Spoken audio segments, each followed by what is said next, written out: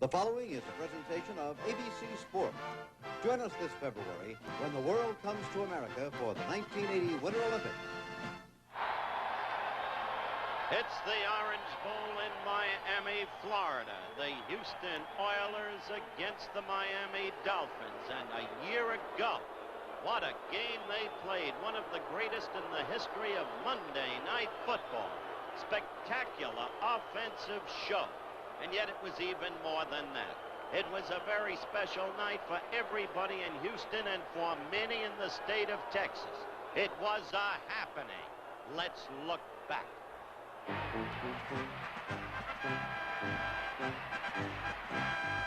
Houston has the Oilers, the greatest football team.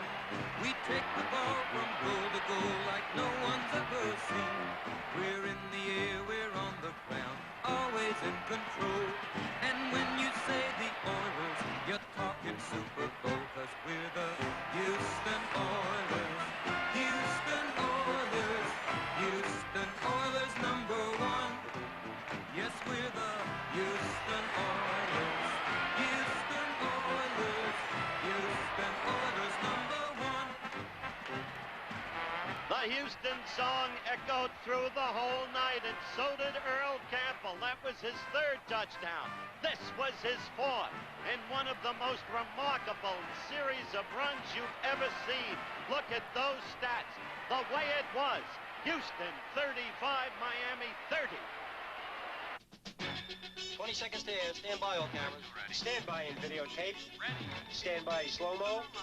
Stand by to open your mics on the field. Stand by in graphics. Ready with your opening super. Stand by the announcers in the booth, please.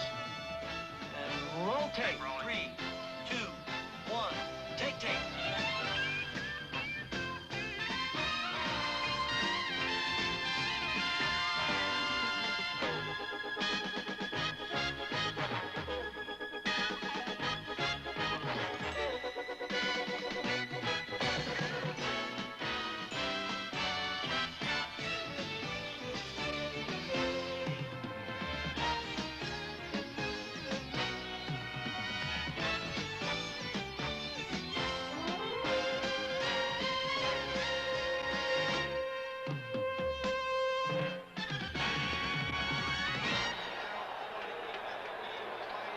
We are live from the Orange Bowl in Miami, Florida. ABC's NFL Monday Night Football. The Houston Oilers against the Miami Dolphins. This ABC Sports exclusive is brought to you by Buick, where you'll find very fine cars and very good thinking, and everything from Riviera and the mid-size Century and Regal to the amazing front-wheel drive Skylark. And by Lowenbrow, when you want the taste of a truly great American beer, there's really only one. Tonight, let it be Lowenbrow. And as it was, November 20th, 1978, the Houston Oilers and the Miami Dolphins go at it once again. You're looking at the standings in the AFC Central Division. The Pittsburgh Steelers on top with an 8-2 mark. A victory yesterday over Washington. Cleveland in second place. But Houston can draw into a tie with Cleveland to remain a game behind Pittsburgh in the Central Division with a win tonight. And let's take a look at the AFC East. New England Patriots on top, 7-3. They beat Buffalo yesterday. Miami is 6-3. They need a win tonight, and they will be abreast of the New England Patriots, heading for a November 29th showdown you'll see on a special telecast here on ABC on Thursday night. We're almost ready for the kickoff, and it is a beautiful night for football in Miami. It's been raining the past 2 days. It's cleared up, temperature 78 degrees. You're looking at a spectacular shot of a full moon that hovers over Miami, and we'll have the kickoff, the Oilers and the Dolphins, in just a moment. What comes out of a loudspeaker is only as impressive as what goes into it. Pioneer's HPM speakers have a unique super tweeter that breathes to produce incredible highs. Its driver delivers remarkably crisp mid-range. Its bass you not only hear, but feel. So instead of sounding great on part of the music, HPM speakers sound great on all of it. Pioneer, we bring it back alive. Planet Earth stretches 25,000 miles at its midsection. Giant oceans separate vast land masses. Rugged mountain barriers reach beyond the clouds. Yet here is a world of 4 billion people who move from city to city faster than the wind. Boeing is pleased to play a role in making this world just a little smaller.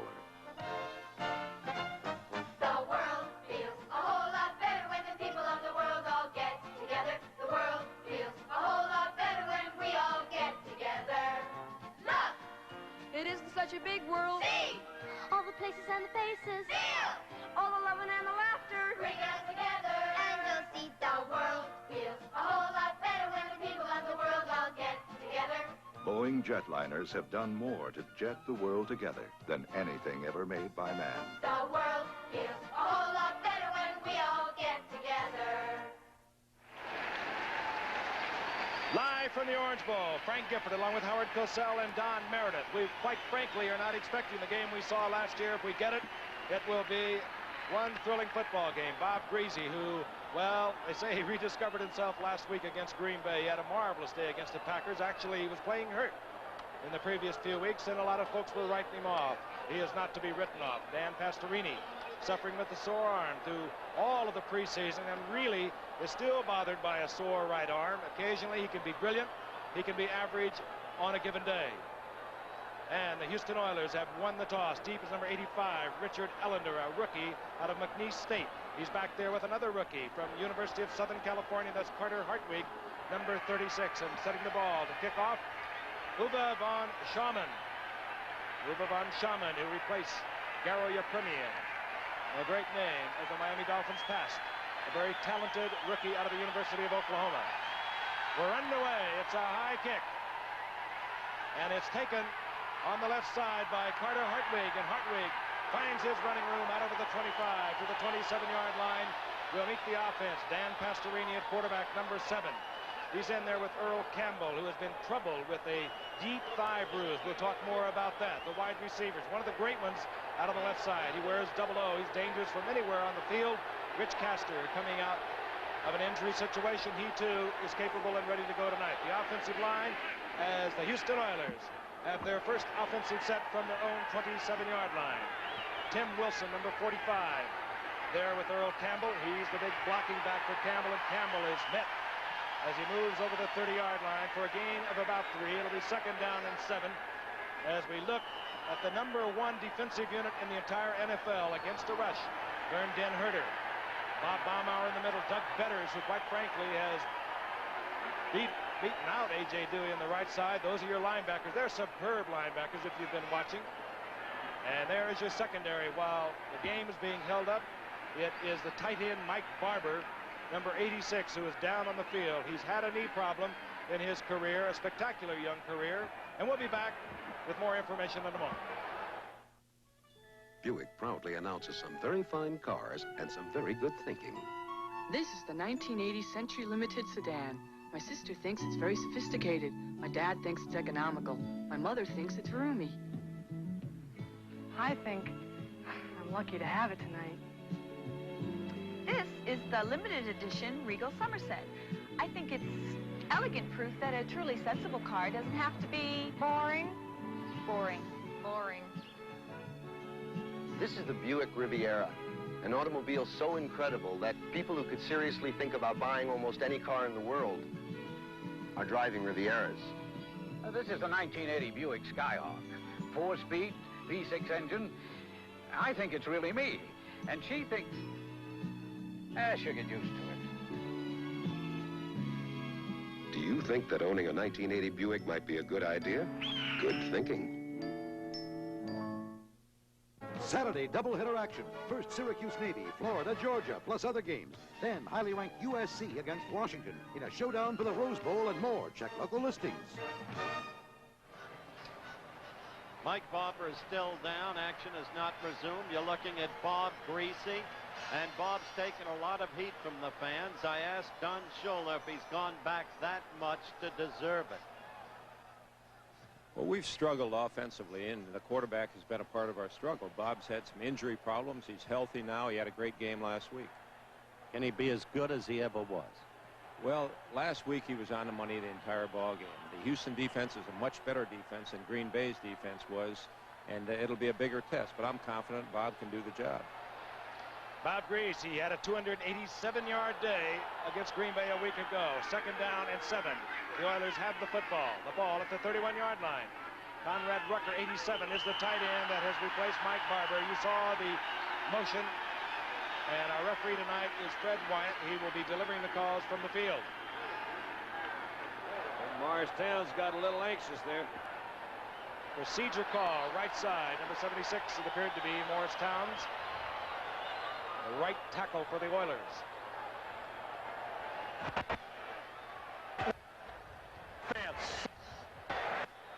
We have a breakup.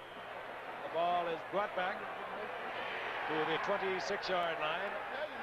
The down remains the same. It'll be second down and 12. A preliminary report. Mike Barber has a knee sprain. Quick count. Pastorini dumps it off to Campbell. Single man screen. Campbell tripped up. Good defensive play. Number 51, the leading tackler for the Dolphins, Rusty Chambers. And they do have fine linebackers. There he is.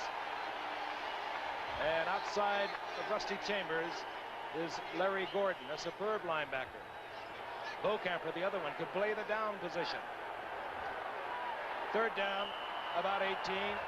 This time it was Dan Herder, unless there was inducement. I believe, again, it will be inducement. It could, again, be against Towns. Well, the huge one from Missouri is not off to a happy start. 76 is Towns. Something we haven't had a chance to mention, Frank, but there's a pretty good wind tonight. And when the Oilers chose to receive the ball, they gave up that wind. So this first series of downs is not going to give that punter a very good position. Looks like Miami's going to wind up with good field position if they don't get a good game here.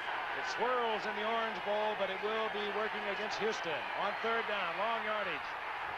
Handoff, draw play. It goes to Tim Wilson. Wilson, short of the original line of scrimmage at the 23-yard line, and we will see the Houston punting team come onto the field. Cliff Parsley will have the pressure on him. As Don has mentioned, a brisk breeze blowing. Tony Nathan will drop deep for Miami. Remember, Frank has told you that the Miami defense has been about as good as there is in the National Football League. He mentioned the linebackers. We'll get to them later because they reflect the super specialization of defense that Arnsparger began here as Shula's assistant. Those stats on Nathan, the best in the NFL after 9 games. Beautiful kick by Parsley. Nathan, no fair catch at the 30, and he is down quickly. Hustling down there to make the stop was the rookie from SC, Carter Hartwig. And now the Miami Dolphins have possession. They have good field position. They have a breeze behind them. Reese, of course, at quarterback, coming off a big game and a 27-7 win over Green Bay last week. The running backs will develop it later, but they have problems there. The big man, Larry Zonka, in his 11th year, is a steady one. They've lost Del Williams. He's not going to be playing for several weeks. The offensive line also a key spot, the center. Jim Langer, an all-pro, is out of there at center. Mark Denard, a rookie, and in fact, working against the great Curly Pope, the nose guard for the Houston Oilers. First and 10 Miami, the ball at the 31-yard line. Handoff is to Gary Davis, who is replacing Del Williams. He hits the line of scrimmage, gets a yard, maybe it'll be second down and 9. And let's take a look at the defensive unit. And behind Alvin Bethea, they'll bring in a man named Jesse Baker, who leads the NFL in quarterback sacks. He wears 75. As you look at another fine set of linebackers, one of the best in the game, Robert Brazil, number 52. The leading interceptor in the NFL is Mike Reinfeldt. He has 9. He wears number 37. Second down and 9. The ball at the 32-yard line for Miami. Nat Moore split to the right. The dangerous number 89 for the Dolphins. Duriel Harris off a big 10-reception day of Green Bay, split to the left. Man open over the middle, and it's a setback. Gary Davis short of the first down as he moves out to the 38-yard line, where it will be third and a long 2. Darrell Hunt in on the stop for Houston. Mike Barber has a sprained knee. As you look at Don Shula, always an active part of the game, even though coaching from the sidelines. Barber probably out for the rest of the night. We may see a lot of 3 wide receivers. Giesler comes in, short yardage for Miami. 2 tight ends, Ronnie Lee, a rookie from Baylor, and Bruce Hardy, number 84. That's their short yardage set. The big man is Zonka, number 39. But the call goes to Gary Davis. Good defensive play. Beautiful play, and the man there is Greg Bingham, number 54. We mentioned the linebackers of Miami. Well, Houston's linebackers do not have to take a back seat to the Miami corps. No, they don't. If Houston has a defensive problem, it'll be in the defensive secondary. But secondary has been helped a great deal. They are second in quarterback sacks, this Houston Oiler defensive unit. There's Ellender, number 85. He's the rookie out of McNeese State, George Roberts. He does the punting, and he does it southpaw style. Beautiful kick, using the wind, driving Ellender inside his 10. And Ellender whips it back out to the 18-yard line, 48-yard punt. Don Vesselou hustling down there for Miami to make the stop. Beautiful punt by George Roberts. We'll be back in the Orange Bowl in a moment. Here's to good friends. Tonight is kind of special. Hey, where you been? Well, it wasn't easy getting tickets for this game. Yeah, Bob. Eddie, I know exactly what I want. I want the biggest steak you've got and a bottle of Lowenbrow. Steak and Lowenbrow. Dolan, you're a genius. When you want the taste of a truly great American beer, tonight, let it be Lowenbrow. Here's to the chef. Here's to the bartender. At the 1904 World's Fair, Harvey Firestone received a gold medal for his tires. But to Harvey, the real proof that he was building a good tire was people were buying it. Just about every car on the fairground was riding on Firestone.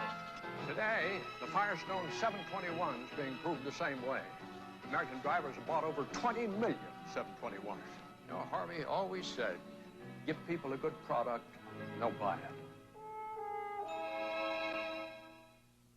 Tuesday, Jennifer poses as a lady of the night to help Jonathan bait a killer on Heart to Heart. There's Bum Phillips, the colorful coach of Houston. Got the nickname from his sister, who couldn't pronounce his name. He's accepted it as long as people don't say you bum you. Very underrated coach. Knows what he's about. Houston, second possession, inside their own 19-yard line. Quick toss, Wilson. Campbell following Wilson around to the left side, and Campbell finds a little bit of a gap, moves out close to the 24-yard line. One of those examples, Frank, where that hole, the play that was called straight handoff, there was nobody there, and this is one of the few guys who really even will try to do that bounce out and go to the outside and find another hole.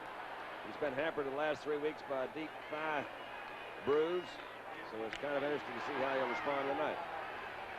Ball just over the 23-yard line, second down and 5.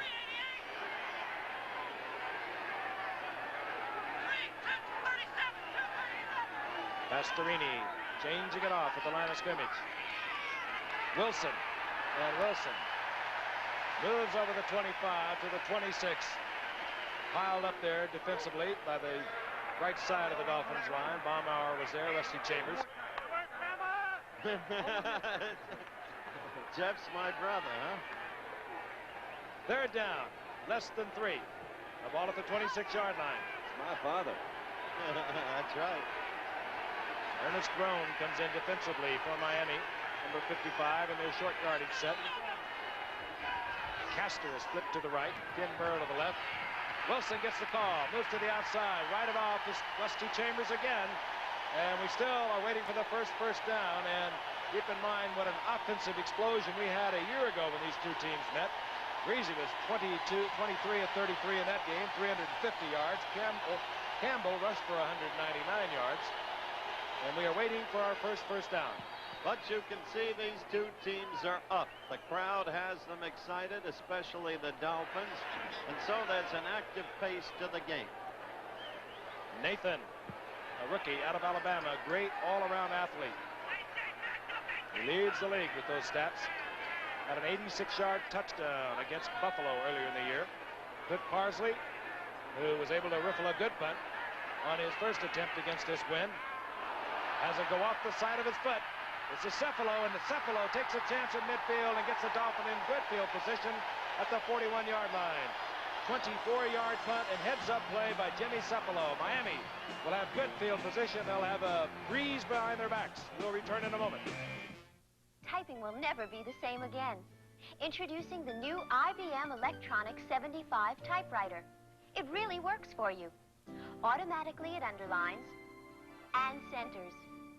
Its memory stores 7,500 characters. Want to change a sentence right in the middle? You type the change. The new IBM Electronic 75 typewriter. And if you make a mistake, this typewriter erases it. What do I get my girl for her birthday to make a big hit on a small budget? A Timex that looks like $1 million but won't cost it.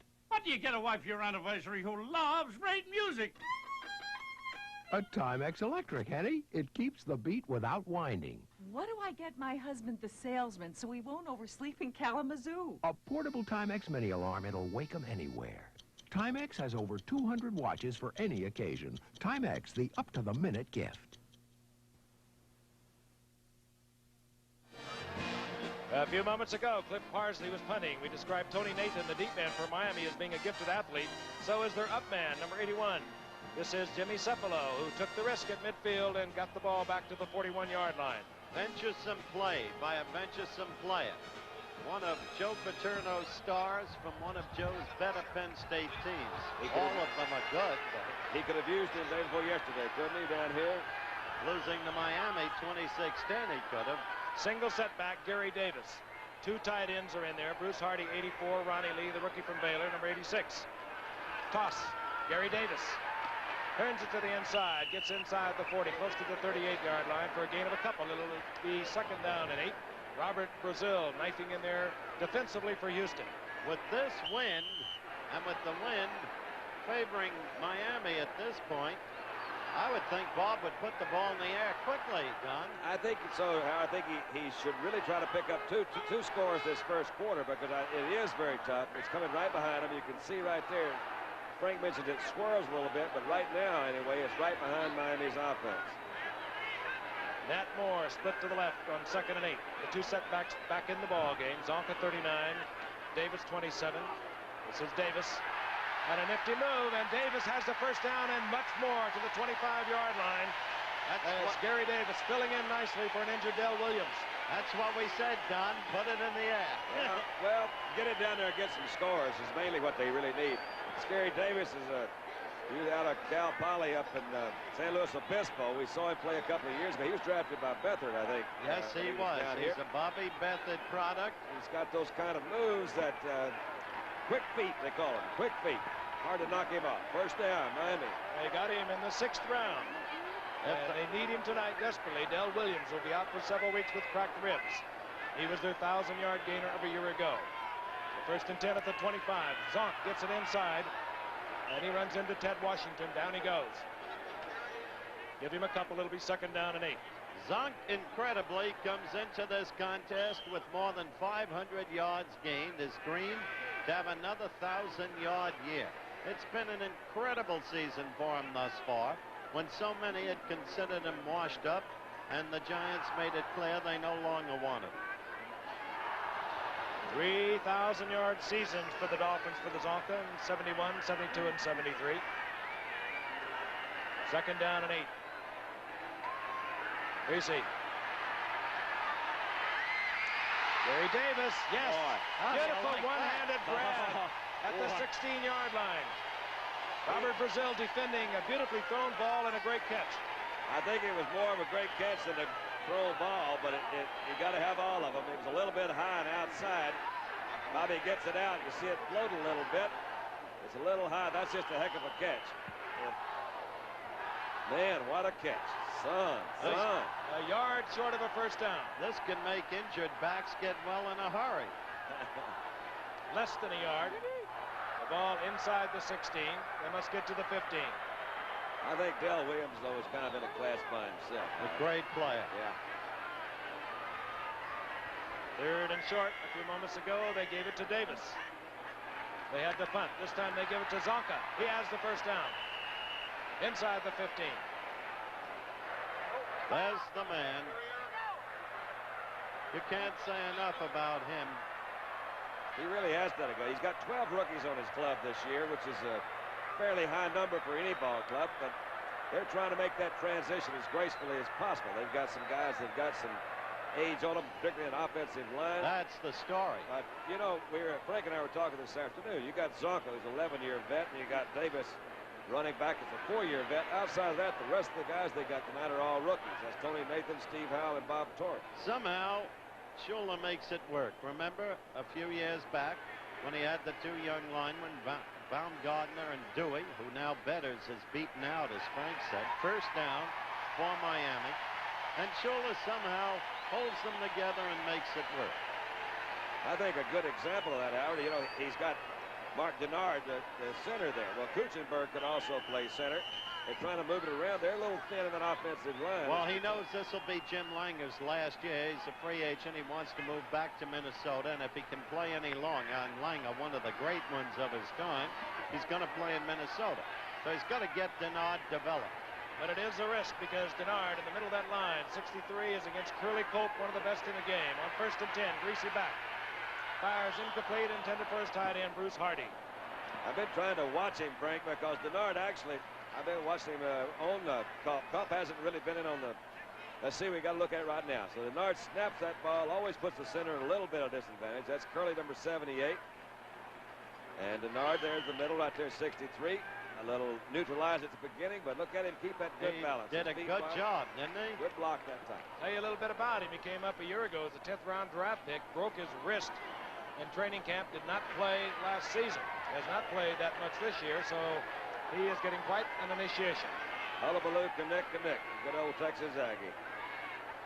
2nd and 10. And Davis. Davis is met right at the line of scrimmage, and down he goes. I find when I watch these 3-4 defensive sets, because when I played, there were very few of them. It's still it's very fascinating to me because I say, how the heck can they defense against the run?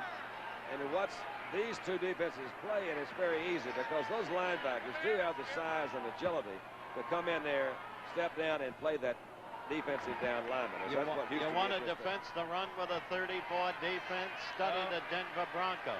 We are in a 4-3 now as Kennard is in there defensively for the Oilers on 3rd and 10. I think they can get that better pass rush. They're bringing a linebacker. Greasy steps into the pocket and fires for Hardy, incomplete. Good defensive play by Vernon Perry, the rookie in the NFL, but a 3-year veteran of Canadian Football League play with Montreal, where he was a superb defensive back. You're exactly right, but at the same time, in taking nothing away from Hardy, who's been very good at his job this year, Miami really misses Andre Tillman, the huge tight end with the long arms, who can make a bad pass look good with his catches. He, of course, broke a leg early on. He's out for the year. Amuba, Von Schaumann. This guy can kick. 32-yard attempt. Good, and Miami's on the scoreboard first at 4:55 remaining in the first quarter. Uwe von Schaumann, a rookie 7th-round draft pick from Oklahoma. We'll be back in a moment. Hey, somebody's buying this car. I want them to buy a good car just like I want a good car. Frank Senendak, Lordstown Assembly Line. This is who we are and what we do at General Motors. This is my engine. I feel like I almost have to put my name on top of that motor. I'm checking to make sure that this motor goes out as a good job. We'll even kid over it a lot of times, you know. Say, dummy, come down here, look, you missed this. Now I got it covered for you, know. And I want a good motor going, leaving the line, because it's a reflection on all of us. People have matured. They understand. They really understand the word pride, what it really means, because they've seen it, you know, what it does. I work my 40 hours on the line at Lordstown. I come home, I'm not tired. I don't have to worry about the next day or the payment I have to make. I'm glad I'm here. General Motors, people building transportation to serve people. And we'll be in Dallas for that one next Monday night. Wilbur Montgomery with a whale of a day yesterday in a losing effort, 197 yards, I believe. We'll see that at halftime, as is our custom, as we bring you highlights from yesterday's play. Rutigliano's Browns just came back and nipped them right there at the last. We'd had a game for the first place down there in Dallas. Here we go. Von Schaumann hits it. This is Richard Ellender, the rookie from McNeese State. And Ellender looks for the gap, doesn't find it, gets out to the 27-yard line. Good blocks that time. Those guys laid him out pretty well. Well, getting back to that Dallas team, they had a difficult, as you look at Larry Zonka, they had a difficult time yesterday against the Giants, who've been simply astonishing with young Sims, but they were coming off a physical beating from the mighty Pittsburgh Steelers. And you can bet there'll be a different team against Philadelphia. Quick count, Pastorini at the 27-yard line. Wilson gets to the 30, to the 31-yard line. Give him 3, it'll be 2nd down and 7. Tim Wilson, 6'3", 220-pounder. His main role is that of paving the way for Earl Campbell. But Earl Campbell, although we've been told he is healthy, has really been hurting for the past 3 weeks with a deep thigh bruise. Well, let me tell you, this guy can hit, Tim Wilson. He can carry the football, too, even though he's used primarily as a lead blocker. Second down, long 7. And off Earl Campbell. Campbell is met and piled up at the line of scrimmage and surges forward for a pickup of a couple. Vernon Herter there first, then Bob Baumauer closed it down. It'll be 3rd and 3. I had a long talk with Pastorini before the game, Frank. And he said that he was going to move his setbacks up. This was part of their game plan, more closely to himself. Keep them posted behind the guards and run in the hope of getting them up to and through the line of scrimmage more quickly. So far, he's trying to do that, but not too successful. Yeah, I'd say I might have changed my plans after a while. Castor splits out to the left. Kenny Burrow, bottom of your screen, 0-0. Pastorini stays on the ground, gives the ball to Campbell. He's close to a first down. Hey, that's a good tackle. Who is that came up there and hit? My golly. Secondary man. Down at the bottom of that pile, son. Get up if you can. Tim Foley. Tim Foley. What a veteran player that is, out of Purdue, with the 2 Super Bowl teams. He joined them when we started Monday Night Football, Don. Well, watch him come up, 194 pounds, but here's Earl Campbell. We're looking at him from back behind, but watch Foley come up to the outside, right through there. Number 25, some of your basic reckless abandon. Throw your head in there about waist high. Campbell, that'll be a little weird to do that. He's giving away about 40 pounds. We're going to get a measurement, but Campbell gets the first down. Houston's first down of the ball game. 3:06 remaining in the first quarter. Miami runs a fairly coordinated defense, and they rely on the back like Foley to come in and plug those holes. They've got the linebackers doing the same thing, trying to plug the holes inside that 3-man line. That last time we had a 4-man defensive line, but Foley came up, covered out that inside little zone, knocked them off. The ball is at the 38-yard line of the Oilers. They're down 3-0. Castor in motion, handoff Earl Campbell. Wilson out in front with a fine block, and Campbell gets yardage up to the 45-yard line. Doug Better's over there in pursuit defensively. But again, Wilson leading the play, and Wilson is covering one of the Miami Dolphin setbacks. That stat from last week is evidence of what Frank's been telling you, that Campbell has been subpar physically. However, he does look better tonight. You give him the opportunity to turn that corner or to cut back between tackle and end. Goodbye.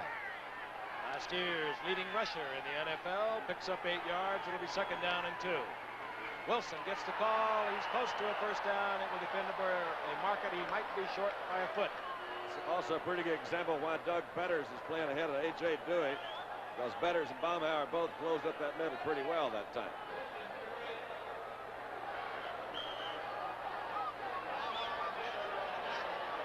No, we will not get the measurement. 3rd down, less than a yard. Bum says, I'd like to see it if you don't mind. We'll also give him an opportunity to give it a little deeper thought. Rob Carpenter comes in, number 26. He was superb against the Jets in overtime a week ago. Earl Campbell, single setback, the logical candidate. Campbell has the first down. Gets into Dolphin territory, out of bounds, close to the 45, and Campbell on a 3rd and short yardage. Well, Howard, you and I saw him a year ago. They gave it to him 3rd and short, and he went on an 81-yard touchdown, John. Now, we've talked about Earl's physical condition. Before the game, I asked him if he was 100% fit.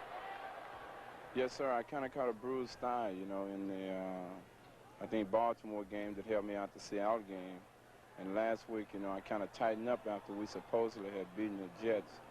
But this week, I'm 100%. I feel very good, and I'm looking forward to playing against a very good defensive football team. On 1st and 10, handoff. No, good fake, and it's handed off to Castor on a reverse, and Castor's close to a first down. Nice play, nice play. Richard loves that play. They used to use it with him all the time when he was with the Jets. Those legs of his, he's got an antelope stride. That's a good fake that started. You see, they're going to obviously, I'd key on Campbell. They didn't take it too well, though, as a matter of fact. That's just a good cutback block there on Betters. Rich Castor. And he gets the first down. Booby Clark comes in for Earl Campbell, acquired from Cincinnati. And Campbell is on the bench. Booby Clark wears number 42. But Pastorini looks to the air. Goes to Rob Carpenter. Carpenter has the football. Not much doing in the yardage area. Got a little pressure by Bo Camper back there that time, Frank. Pastorini, I think he was set up as almost like a screen pass because it looked to me as deep receivers weren't really running full routes. He was going to go out to the outside anyway. You throw it under that kind of pressure from a guy like Bo Camper, you run the risk of an intercept that can cost a touchdown. It didn't happen there. Bo Camper, with that magnificent build, himself a first-round draft choice, cutting the mold of Ted Hendricks.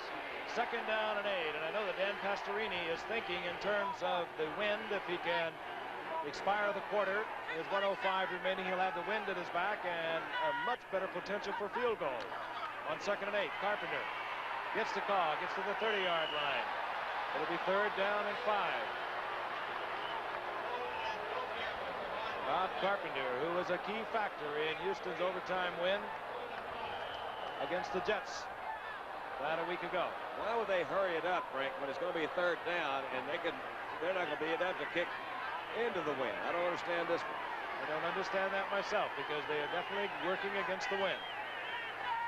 Third and 5. Quick toss. Ooh, and a smash.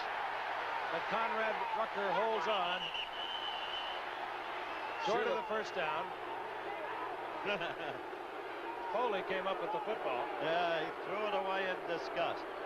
Well, but I'll tell you, those linebackers Frank mentioned are terrific. Let's look at this again. The prior play, the tackle was made by Ernie Roan. Well, it's just a quick little Norris Thomas slip out pass there. The left cornerback. And time has expired here in the fourth quarter. And it looks like with the field being reversed, the wind behind the Oilers, we might possibly see a field goal unit. But right now, that is the end of the first quarter. We'll be back in a moment. Used to be when I had a job to do around the house, it was one-on-one. Me against the house. And since the house was much bigger, I usually lost. Well, I've just changed all that with my new Black & Decker Workmate. It'll hold just about anything I want to work on, from a door to a pipe to a 200-pound dresser. In fact, my Workmate is so good at helping me work, I'm giving it Sunday off. Workmates available from about $45. Here's to good friends. A toast. Here's to a vanishing breed. Bill Evans, bachelor. End of a perfectly good ladies' man. To Bill Evans, a free man. 13 more hours. When you want the taste of a truly great American beer, tonight, let it be Low and Brow. Speech! Speech! Come on, you guys. You're beautiful. Do you know me? I won the Triple Crown, but people still think of me as a kid. So I got the American Express card. I travel a lot, and it beats most cards at keeping track of business expenses, because the signed receipts usually come back with a bill. Besides, with the card, people look up to me, and not just when I'm up here. To apply for a card, look for this display wherever the card is welcomed. The American Express card. Don't leave home without it. Tony French having a whale of his year. As you can see, he's won 2 games in overtime. He won last week against the Jets. The one he missed was a 31-yarder against the Jets. He is perfect outside the 40-yard line. 6 for 6. The holder is Gifford Nielsen, a quarterback. This will be a 46-yard attempt. A little breeze behind French.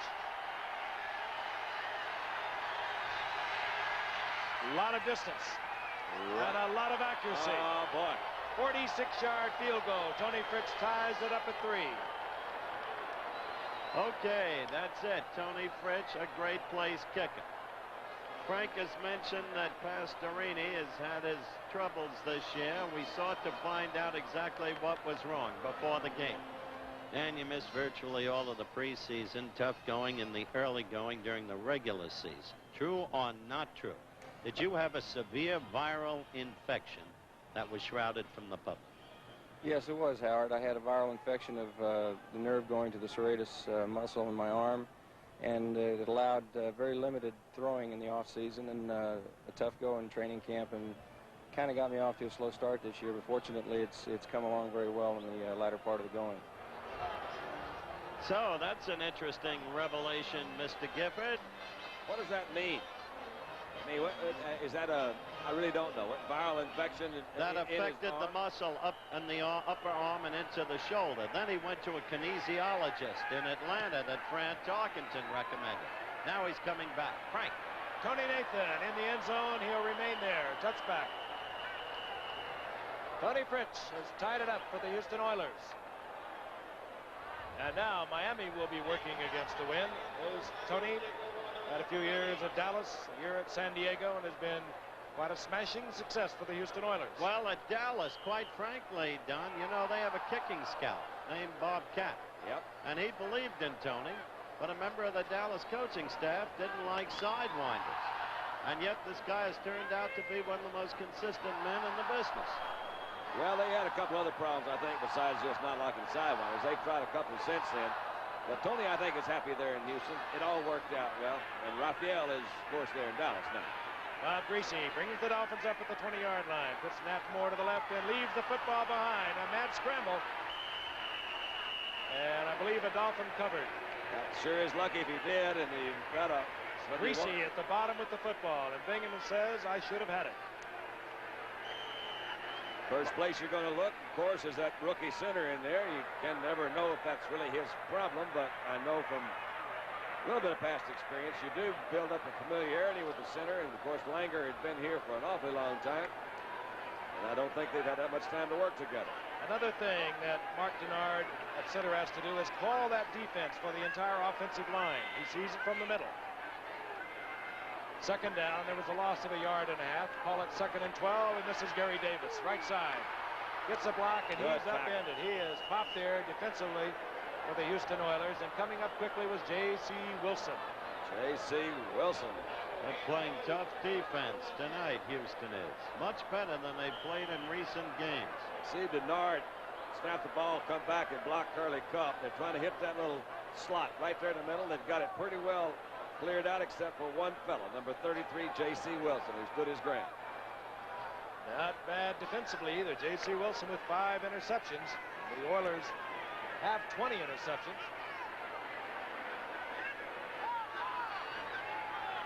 Third down, 10. Gary Davis is in there now with 22. Tony Nathan. And this is Tony Nathan. And Nathan driven out of bounds, short of the first down. Close to the 28-yard line. Willie Alexander there defensively for the Oilers. Tony Nathan, a rookie from Alabama. Good punt return man and a fine all-around athlete. That will bring up 4th. I really think that's one of the most difficult passes to throw. Now, it looks really very simple, but Bob is backpedaling. He's going backwards. The back has a big arc swinging. You have to lead him just right. It's a difficult pass. If you throw a turn in where you know where that, or a spot pass, you can sit back and plant your feet and throw right hard at one spot. With that one moving, he made a good throw. Didn't pick up a first, but it was a good throw. George Roberts will fight the wind. He does it. Hangs it high. Ellender calls for the fair catch and makes it at the 33-yard line. So, Houston will have the football. Good field position. A breeze behind Dan Pastorini's back, and we'll be back in a moment. The last few years, I've bought luxury cars. The boys at the club said, fine car, Fred.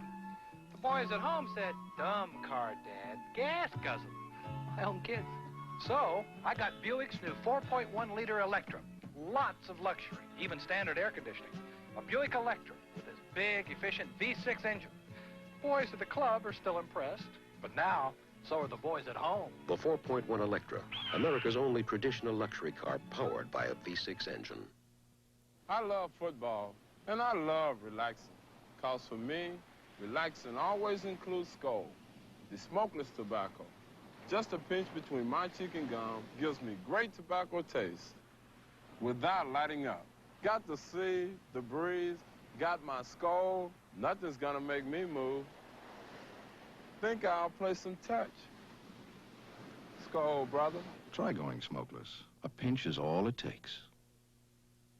Saturday doubleheader action. First Syracuse Navy, Florida, Georgia, plus other games. Then highly ranked USC against Washington in a showdown for the Rose Bowl and more. Check local listings. And a look at the other games you will be seeing as part of the regional coverage preceding the doubleheader. Well, I may go to the F&M Lebanon Valley game and join Don for dinner at his place in Pennsylvania Dutch country. Not a bad idea. First and 10, the Oilers. The ball at the 33-yard line. Earl Campbell is the single setback. Handoff to Campbell. Campbell over the 35. Close to the 36 for a gain of 2. Giving 3. It'll be 2nd and 7. Baumauer and Vern Den Herder defensively there for Miami. Those games you saw a moment ago that Howard wants to see with Don, one of them, of course, will be the first part of our doubleheader on Saturday.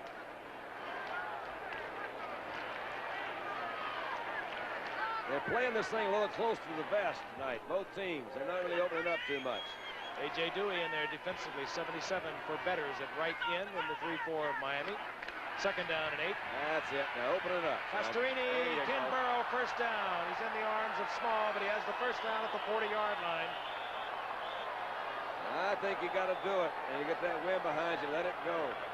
The perennial leading receiver for the Oilers is Ken Burrow. He's caught his 24th of the season right here. Very good pass pattern. He did a little quick fake to Campbell. Old Kenny says, I'm not going to go down right yet. Not really too much fancy by Ken. He's just hitting the spot in there. They had 4 receivers out. And he hit that middle zone over the middle linebacker, and he found him.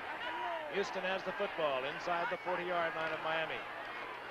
Earl Campbell. Looking for a gap. He finds it, lowers his head, accelerates, and he picks up a quick 6 yards. It'll be 2nd down and 4. On that last pass completion, you fans at home saw an interesting matchup. Kenny Burrow against Gerald Small in the manner of Louis Wright against Wes Chandler yesterday. Small, an exceptional cornerback. At wide receiver now for Houston, number 82, Mike Renfro. He's been in there for a couple of plays. Clip to the top of your screen. Second-year man out of TCU. Son of a great Cleveland Brown, Ray Renfro. Yeah, real buddy of mine. He coached at the Cowboys. I remember when Mike was just a little toe-headed kid running around training camp. Pastorini on 2nd down, and he fires intended for Castor, incomplete. Defensively, Tim Foley involved in that play, and that ball was almost picked off. It was Reggie Conrad Rucker, the tight end downfield. I think there might even been a mix-up here somewhere. It looked like me they were going in different directions. They just threw that one up there. That one should have been intercepted. Looked like to me he had 3 Dolphins and 1 Oiler. Mike Renfro was knocked down on the right side. Earl Campbell missed a block in the middle. Didn't really work real well. Steve Toll had him covered from the front. Foley came in and should have picked it up. 3rd and 4. Pastorini, and you saw that. I think he just did that on his own. He's going to be short of the first down. It's going to be 4th and about a yard. Maybe we can roll that back and get a replay of it. You can see that Pastorini was thinking sneak all the way. Well, those little quick taps. Just keep tapping me on the side and let's go. Nobody else moved. You're probably right, Frank, but look at those linebackers converge in the middle there. You didn't catch them all too much. And there's a trim-looking lad who trots onto the field with his football togs on. I remember a story told about him when he was at Dallas. They were playing Washington. It was a crucial field goal right to the last, and one of the Redskins was hollering at him, calling him all sorts of names, and Dave Edwards says, he won't do any good. He doesn't understand English. 48-yard attempt. Missed it. Wide to the left. And the ball will go over to Miami at the line of scrimmage. They will have the ball at their own 32-yard line.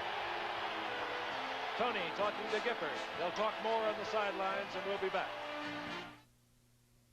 I think the Die Hard was probably designed with Anchorage in mind. Yeah, we depend on the Die Hard. The Die Hard, with extra power to start your car when most batteries won't. Turn the key over and it goes, run. And now, from Sears, the people who bring you the Die Hard battery, comes the Muzzler, the aluminized muffler from Sears. The Muzzler, only $17.99 at Sears.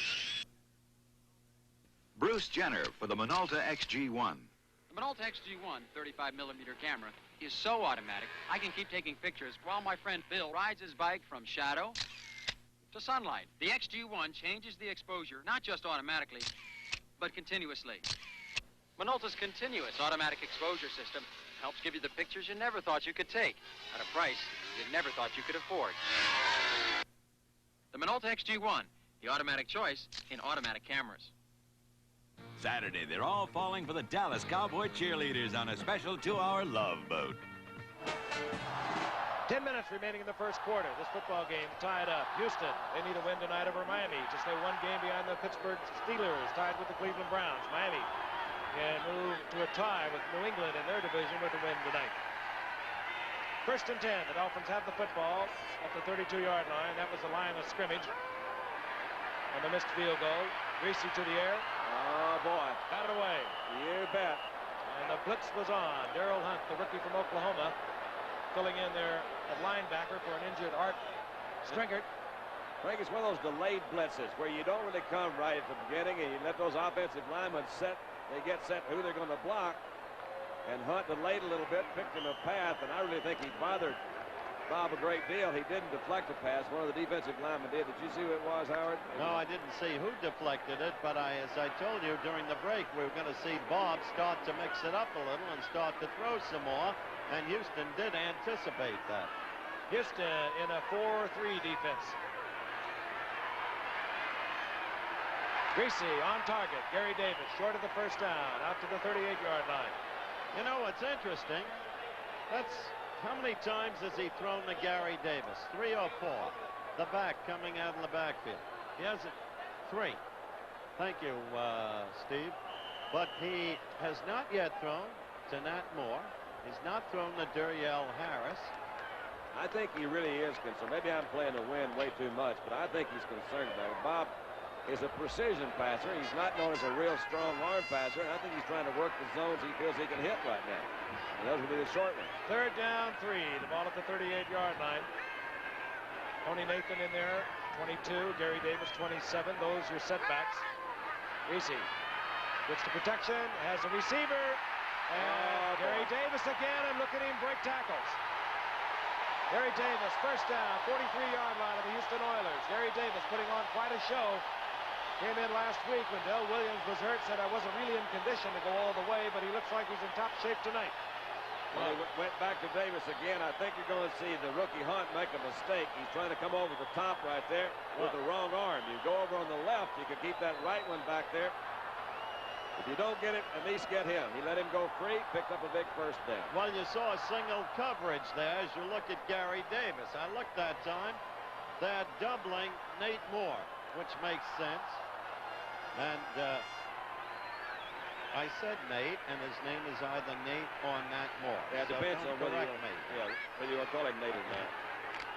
Handoff is Hawkins. Anka bowls ahead at the 40-yard line. Gets a couple of yards. It'll be second down and 8.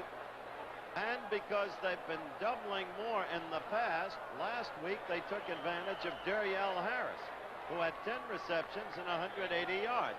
Now they're doubling both men from time to time, and Gary Davis is free. One-on-one, which is free for him. Very rarely do you get a double coverage of a back coming out of the backfield. So That's you right. can pretty well count on him being single covered. Nat Moore split to the right on second down and 8. Duriel Harris goes left. Greasy. And you saw the wind catch that ball. Intended for Bruce Hardy, and it just flew over the arms of Hardy. Well, that was Vernon Perry, Frank, number 32, that came in there. And they're, of course, saying he interfered with him. We'll take a look at it again. I don't think that he did. I think he made a pretty good defensive play. Again, good position to go in from the side he was on at Hardy. Look at him go on his left arm. Look at that ball, too. Yeah, the ball just took off. Flew on it. Good camera work. Third and 8. Cephalo is in, giving Miami 3 wide receivers. Duriel Harris, 82. Nat Moore, 89. Cephalo, 81. And the setbacks remain. Gary Davis, 27, and Tony Nathan, 22. Easy. Keeps his backs in. Firing deep.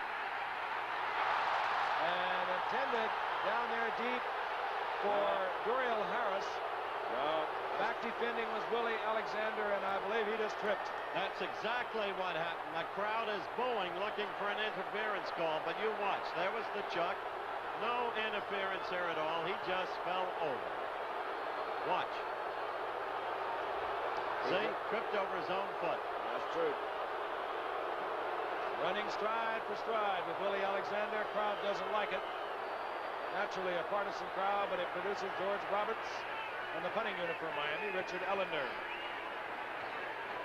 Is standing about the 9-yard line. You can anticipate Roberts will angle for the coffin corner. He does not. Kicks it high and looks for the coverage. Fair catch, wisely called and made by Ellender just inside the 10-yard line, because Miami was down there to cover that football. We'll be back in a moment.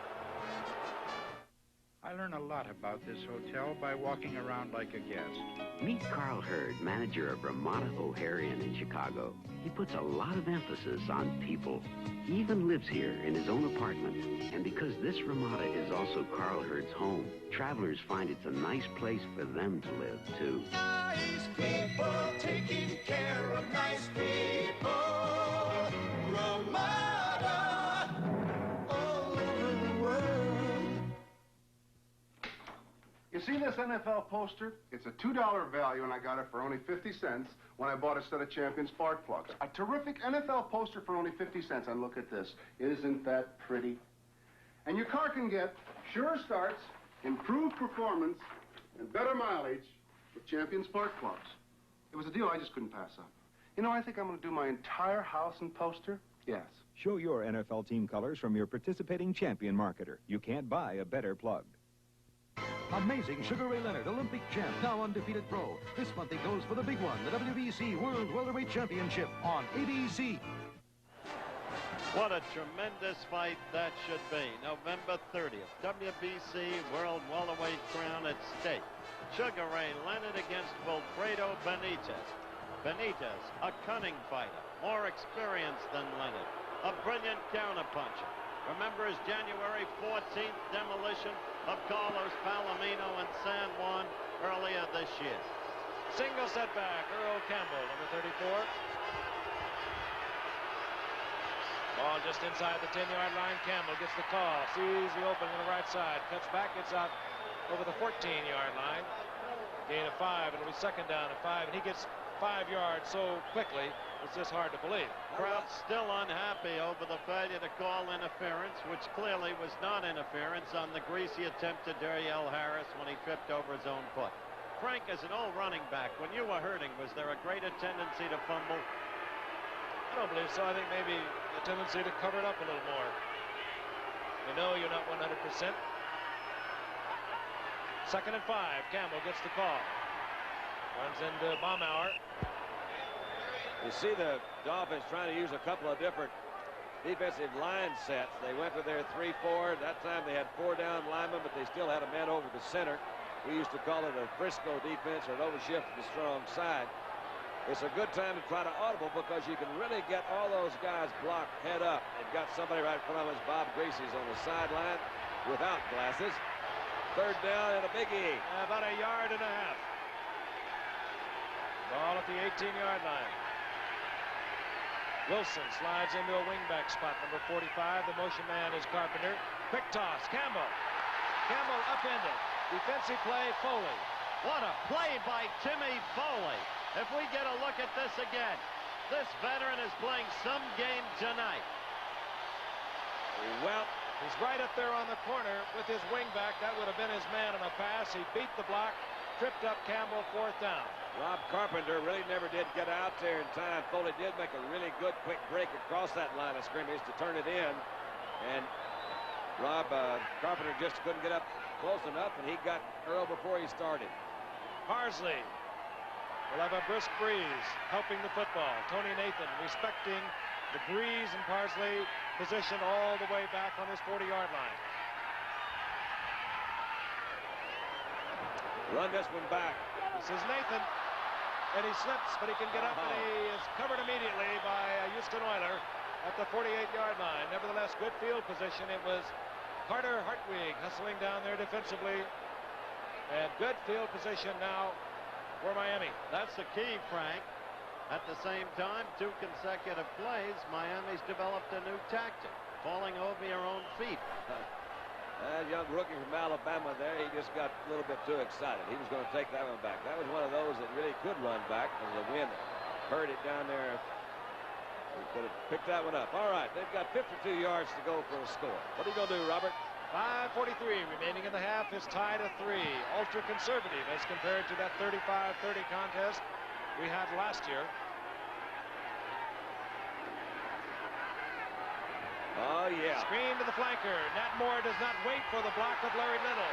And he has a first down. Nifty running by Nat Moore to the 32-yard line. Without question, one of the most exciting athletes in the league. All right, we're going to see a good offensive move this time by the Dolphins, and they caught Houston really where they wanted him. We saw a move by the tight end right before the snap of this ball to the left side. It caused Houston defense to roll into a zone. Man-to-man coverage over here on Nat Moore, and I don't know too many folks that can do that at all. That was J.C. Wilson trying, but they picked up a big first down. At the 32-yard line of the Oilers. Zonka and Davis the setbacks. Davis 27. Zonka a familiar 39.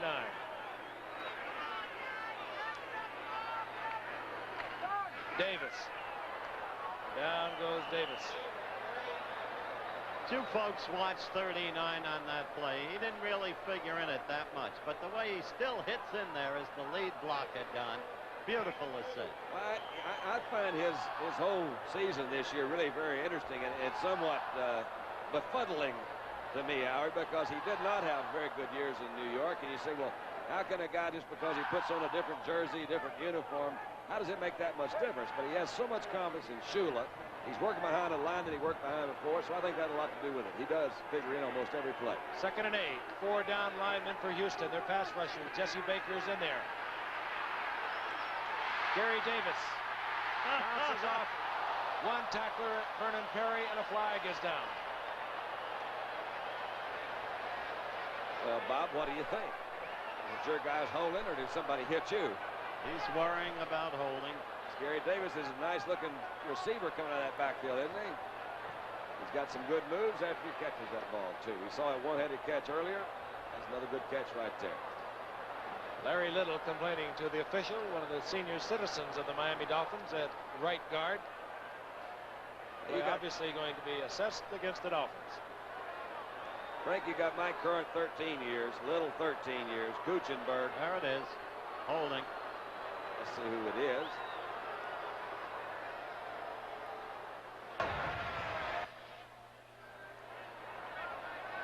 Maybe Little holding Culp, 66.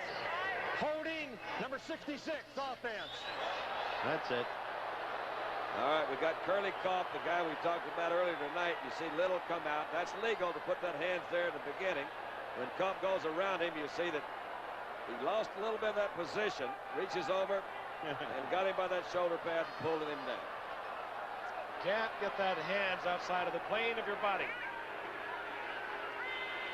2nd down, 18. Ball back at the 40-yard line. Greasy. There he is. This is Tony Nathan. And the rookie from Alabama is close to a first down. Nifty bit of running. Mike Reinfeld made the stop defensively. Greasy using his backs very wisely coming out of the backfield. I want to tell you, there was a beautiful block thrown in there for Nathan by Duriel Harris. Not noted that much for his blocking, but he's the one who sprung Nathan. Watch this. That's the one that gave Nathan that extra yard. You can tell Duriel's not really into blocking that much, but he did kind of. He did it there. He got over in the air, didn't he? Oh, boy.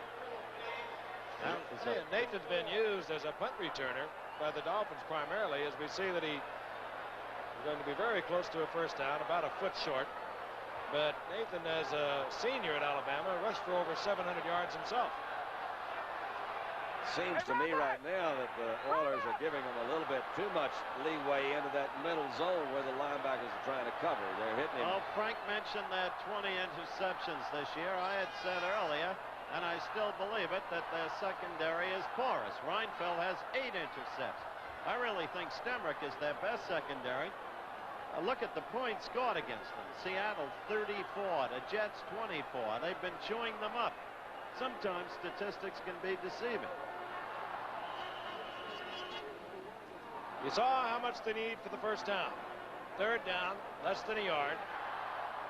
Sometimes you can get a huge number of intercepts relatively because they keep throwing in your area. Oftentimes that is the case. Zonka and Davis, the setbacks for Miami in their short yardage offense with the 2 tight ends, Lee and Hardy. Zonka has the first down.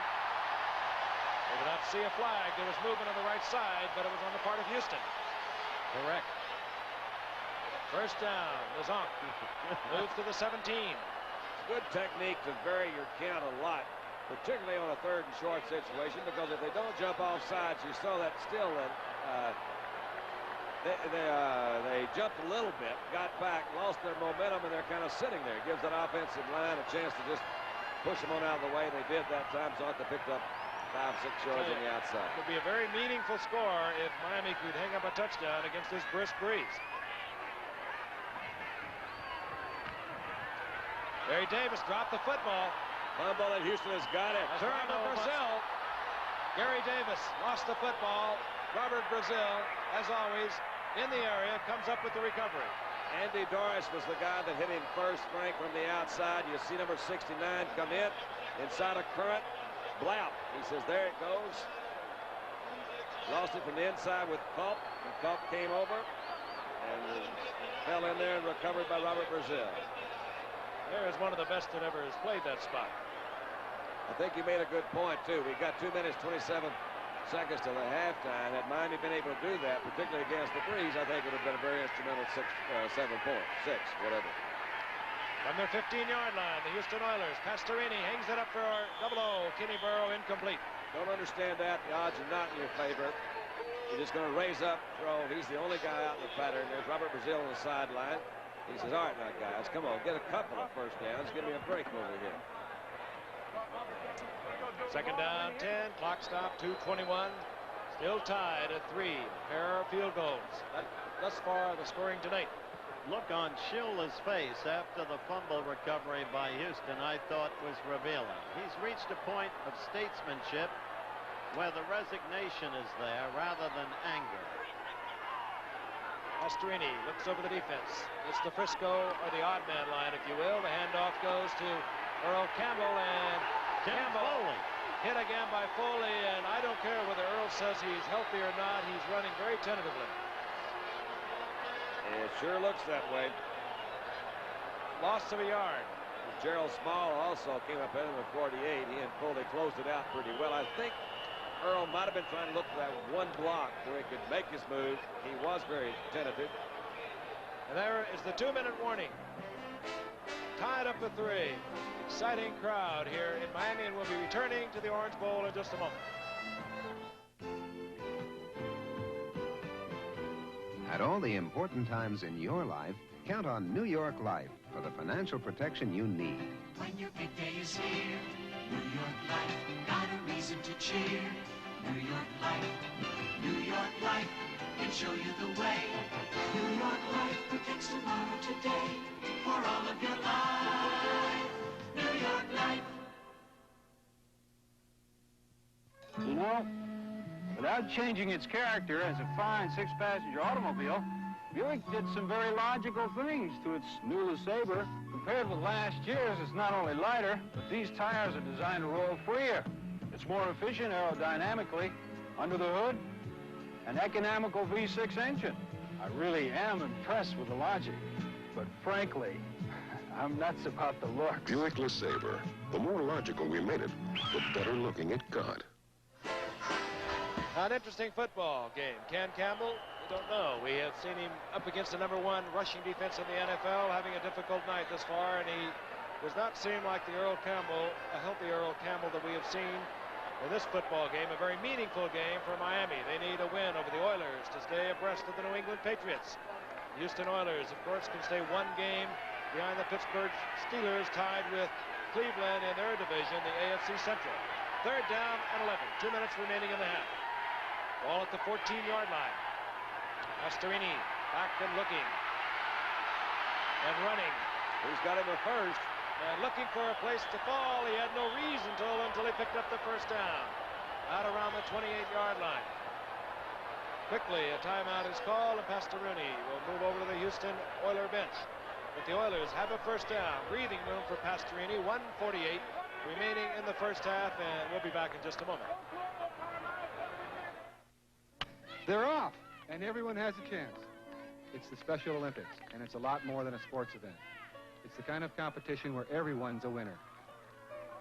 All right. Hi, I'm Bob Kuchenberg of the Miami Dolphins. This is my wife, Marilyn, my sons, Brian and Eric. You know, we all love sports, but this is something very special.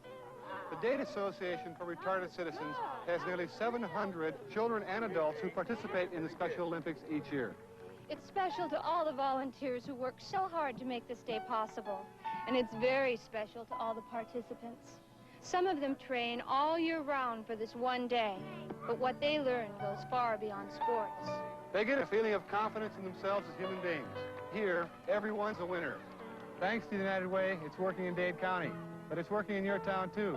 Thanks to you, it's working for all of us, the United Way.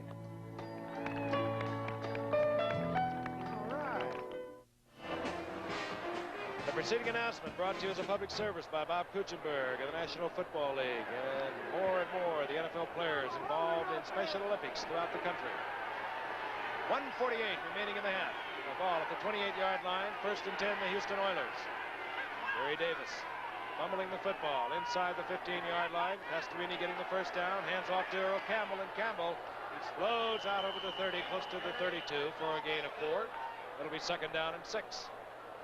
Betters defensively for Miami, along with Steve Toll. Hurry up offense. 2nd and 6. Screen looking for Wilson. And Rusty Chambers on a nifty defensive play at the line of scrimmage. Oh, did he read that? So beautiful. Houston will have to use another timeout with 1:18 remaining in the first half. He did read it well, but it was like reading with a great big block print. It wasn't set up too well. They went off on a quick count, and you saw that line move in a hurry to go out there. So they gave him a lot of clues that they were going to have a screen into that right side. Kind of a strange second play to call in the huddle with a hurry-up offense. It really is, and the first one was one of your strange ones, too, in a way. I could see trying to hit a draw, but maybe that draw would be a better second play because they think you're going to throw. Go ahead and drop it down to Earl, let him go. But here we are second guessing, and that doesn't really work. 3rd down, knowing a big 7. They got to have one now. They're going to kick it away. And one of the considerations, 1 timeout remaining for the Oilers. Big consideration. Halftime highlights coming your way. We got some good ones this week. Howard, what you got? A lot of excitement.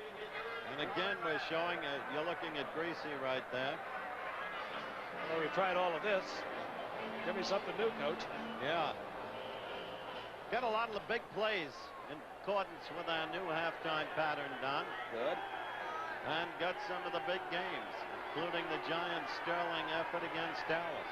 Campbell single setback. Ronnie Coleman, a good receiver in the slot. 3rd down, 6. Ball at the 32-yard line of the Oilers. Pastorini chased out of the pocket. Bocamper, who is a good defensive end. Well, almost as good there as he is a linebacker. He is big, awesome, and brutal. He is big, awesome, and brutal. Had a fun thing that time. I don't know whether you want to see it or not, but it was had a down lineman covering the back for a screen. A.J. Dewey came in as that 4th down lineman, and on the snap of the ball, when the back goes out in the flare, he left his defensive end position, went all the way to the other side to cover that screen. Bocamper then came back to the inside. It confused their blocking. I love Bocamper. Miami has called timeout. Don't blame 4th down, Houston. Houston will be kicking with the wind, but Miami feels that they can move. The Dolphins have 2 timeouts. Very active head coach Don Shula. He is. And a remarkable one. He's like Frank Robinson, the Baltimore coach in the dugout, setting the outfielders on every play. He is as active a guy as you'll ever see, Shula. Cliff Parsley has come in. He's the punter, of course.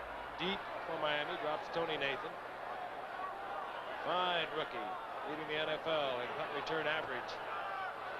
After 9 games, had an 86-yard touchdown return against Buffalo. A good defensive series by Miami that time. In retrospect, thinking about that, they closed them out pretty well. You know, when Bo Camper out of San Jose State reported into Biscayne College for the first time, where the Miami Dolphins train, Shula shortly thereafter said, "This is the best athlete that has ever come to me." I mentioned that he's cut in the mold of Ted Hendricks, except that he's even bigger and stronger and just as fast. He looks good tonight. The clock at the scoreboard here at Miami is not official, we've been informed. It shows 1:01 remaining. There is actually 1:12 remaining in the first half. Well, I don't know how that'll affect Dan DeRue's thinking. Well, it'll throw it off by about. Might affect the thinking of Bum Phillips. 11 seconds. Who's running that clock? Parsley will punt for Houston. Tony Nathan at his own 35-yard line for Miami. Oh, Miami trying to block it. Well, Parsley gets it off. Fair catch. Called for and made by Nathan at the 34-yard line. And a flag is down. It's going to be a procedure call, and it's going to work against Houston.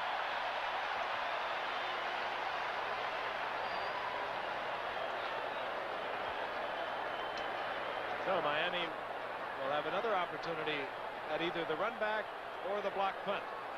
Why don't you explain to the folks at home that that clock doesn't start, see, Frank? Now, how much time we have now? False start, offense. I'm not messing with that clock. I was using it before. It is not official. And we'll pick it up from our talented members of our production unit. Well, of course, we don't want to go by that, because we're just going to call this half off when we get tired. 4th down, Miami. It's 10 men again at the line of scrimmage. And timeout. Now, they want to change the football. I'm going to trick old David Carter. He says, Got all that stickum all over it. That's what happens. Those running back they get their hands on that football with that stickum coming off his socks, and the center doesn't like it, the punter doesn't like it, and the quarterbacks hate it. Here they come. Parsley gets it off again. Nathan calls for the fair catch again, and he says, "Why did I do that?" He knows he's not going to get anyone back there blocking for him when they have a full-out rush on it, but he had a lot of room to at least attempt to run it back for a few yards. I would imagine, though, Shula told him to do that. When you're going to try to block it, he says, "Look, don't take any chances. Let's fair catch it. Get the ball. That clock stops on the fair catch. And we'll get it going again here." They got 65 yards. It's one of those plays that you can do it, but you better not make a mistake. That's right. It's like Danny White calling that pass on the punt the other night in Pittsburgh. It's a heck of an idea if it works. And if it doesn't, it's not a very good idea. It's a heck of a bad idea. Right. Well, it's just one of those things that comes and goes. A pair of timeouts for Bob Greasy to work with. The ball inside the 35-yard line. Again, this game tied at 3. I've got movement over there by Kuchenberg. On the left side, Bob Kuchenberg, I believe. Or maybe Newman.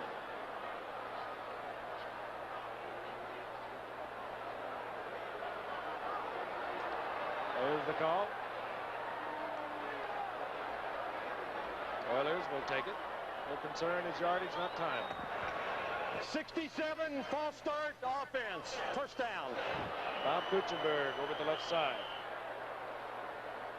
Playing a little bit hurt himself, Bob Kuchenberg. Very sore ankle. Didn't play on one leg, that guy. He would. Class on and off the field, Bob Kuchenberg.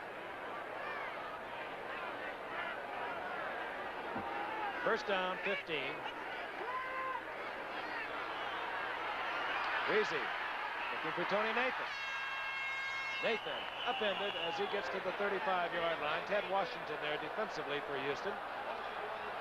And Miami now quickly with their hurry offense. 2 plays having been called in the huddle. Scoreboard clock indicates 45 seconds remaining in the half. That's approximately right.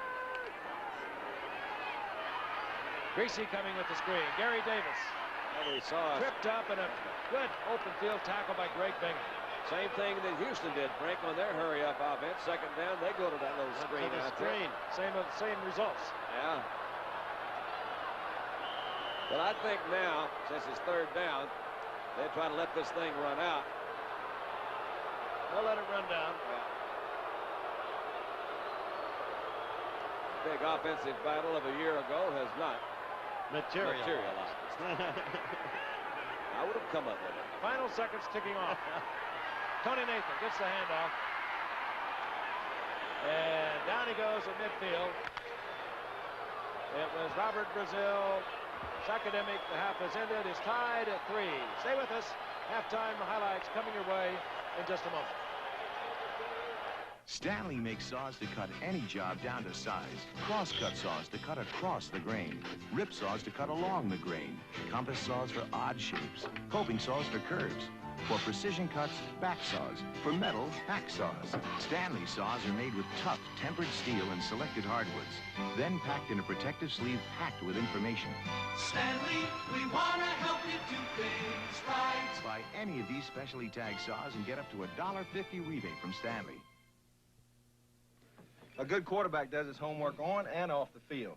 That's probably why the three of us are all drinking light beer from Miller. See, light's got a third less calories than the regular beer, and it's less filling. Plus, it tastes great. And you know it's important to have a command of facts like that. It's mental discipline, really. You're darn right. Because if you know every position, every option, every formation, you'll never get your signals crossed. Hey, that's my beer, Terry. Oh, no, this is... Yeah, no, wait. Well, wait a minute. Light beer from Miller. Everything you always wanted in a beer, and less. I didn't feel my label. Tuesday on Three's Company, it's fun in the woods. How cozy. And games in the tent. Then Elaine's the prize when Louie and Alex battle it out to see who's king cabbie on Taxi. And Jennifer poses as a hardcore lady of the night to help Jonathan bait a killer on Heart to Heart. Tomorrow.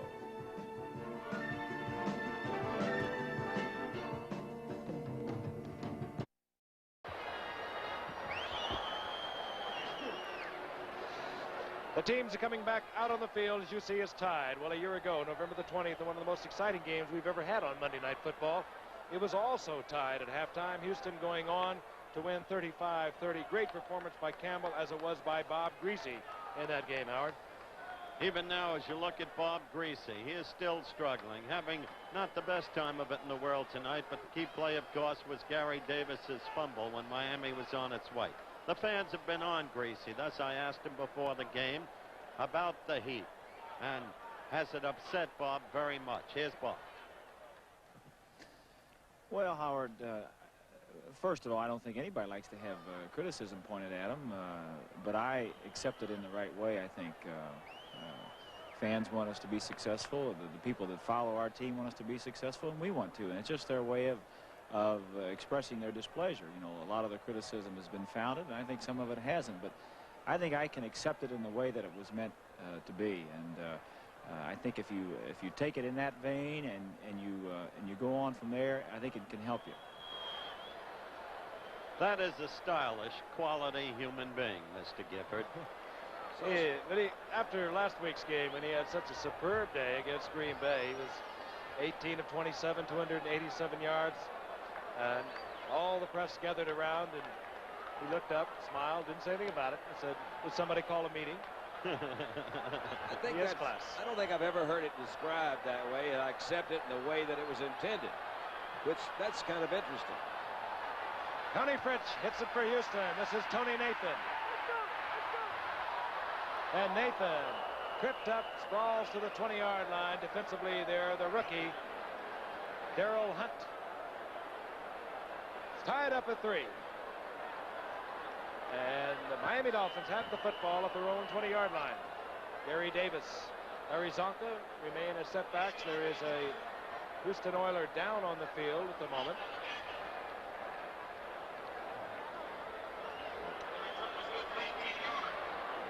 Oiler down, I believe, is number 30. That's Kenny King. He's a rookie out of the University of Oklahoma. He's being treated there by the medical staff. And here is Darrell Hunt, rookie also out of Oklahoma. Hitting a rookie out of Alabama. Wow. Basic football position. King has left the field. He looks to be all right, just shaken up. Miami has the football, 1st and 10, the ball at their own 20. Working against the prevailing breeze. They had their option, of course, here in the second half. They chose to receive. Houston, of course, had the option, the goal they wish to defend. 5 receivers, Nat Moore, 89, Duriel Harris, 82. Gary Davis gets the call. Nifty bit of running as he finds a little bit of a gap and gets to the 25-yard line for a gain of 5, 2nd down and 5. Remember there by Ted Washington. Remember the key to the first half. Moving against the wind. Greasy had them down to the 15. Davis fumble. Turnover. Otherwise, it might have gone in against the wind, and you can't tell the impact that would have had against the Houston team. 2nd and 5. Harris split wide, top of your screen. Handoff, Gary Davis. Good blocking. And Davis has the first down. Hurdles over the 30-yard line. Defensively, Darrell Hunt in there on the stop, along with J.C. Wilson. Look at that. The little baby's asleep, or the young one is asleep.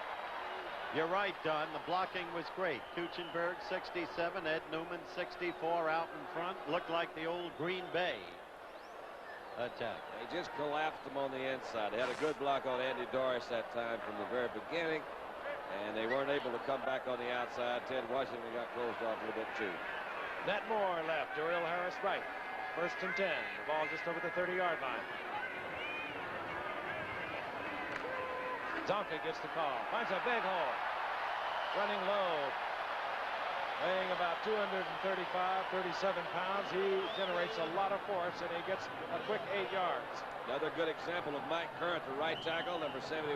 Just a straight fire out block, straight ahead on Andy Doris. Neutralized that line of scrimmage zone there that allowed a guy like Zonka to come right on through. You see right here off the right side, Little, number 66, firing out on the linebacker. There's Current and Little. You just take that one, the three-man line, that's where the three-man line gets hurt, because you don't have that other defensive tackle right in the middle. They can double team. Kuchenberg, by the way, is in at center. Laxo is playing left tackle. Gary Davis gets the call. He's close to a first down. Mark Denard went most of the first half at center. Bob Kuchenberg, who had worked with Denard and Langer, their all-pro center, was hurt last week. And we may see Kuchenberg moving around a great deal tonight. Now Denard comes in at center. Out comes Laxo. Kuchenberg, a very versatile athlete, moves back out to tackle. He's been in the Pro Bowl 5 times, I think. He did it mostly as a guard, and did it last year as a tackle. Denard had his bell rung briefly. You mentioned Mike Current, 71 on a prior play. Right. I want to meet a promise to Mike. At practice last night, he said, my mom's been in the hospital 2 months, Howard. It would mean a great deal to me if you 3 wished her well. Well, I would like to wish her well. So would I, and so would Frank. 1st and 10, the ball at the 41-yard line. Nat Moore split to the left. Duriel Harris goes right. Tight end is 84, Bruce Hardy. Houston in their 3-4 defense. Play action by Greasy. Gets the time, looks for a receiver, a lot of coverage, and Gary Davis catches the football, and he also catches Robert Brazil. A gain of about a yard. That's the first real thing I've seen as we see a reminder that next Monday we're going to be in Dallas when the Philadelphia Eagles come to town. That was it's going to be a good ball game next week, by the way, too. As I said, the Eagles are tied for second, a couple games behind with Washington. Well, what were you saying first? Well, I don't know. I'm talking to Dennis right now. Now, I'll get back to you guys in a little bit. I was glad to see Greasy open it up. That was a little bit of wide open play. It was a first down situation, and I'll get back to it next Monday. Where will we be? We're going to be in Philadelphia or Dallas. 2nd down and 9. Gain of a yard on that completion by Greasy. Look out. And down goes Bob Greasy. Hustling in there was Ken Kennard, who comes in whenever Houston goes to their 4-3. It's a game of specialists. Man, they'll bring them in from all over. You see now we got a guy over the center, and that's who he beats. That's our young rookie. Bless his heart. He says, wait a minute. Y'all didn't tell me about this. I didn't have that long to study the playbook.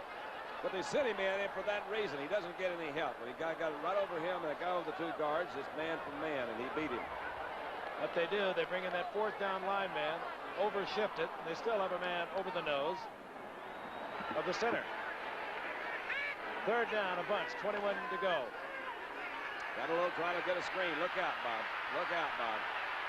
Greasy fires, and it's complete to Nathan. And Nathan is dropped at the 38-yard line.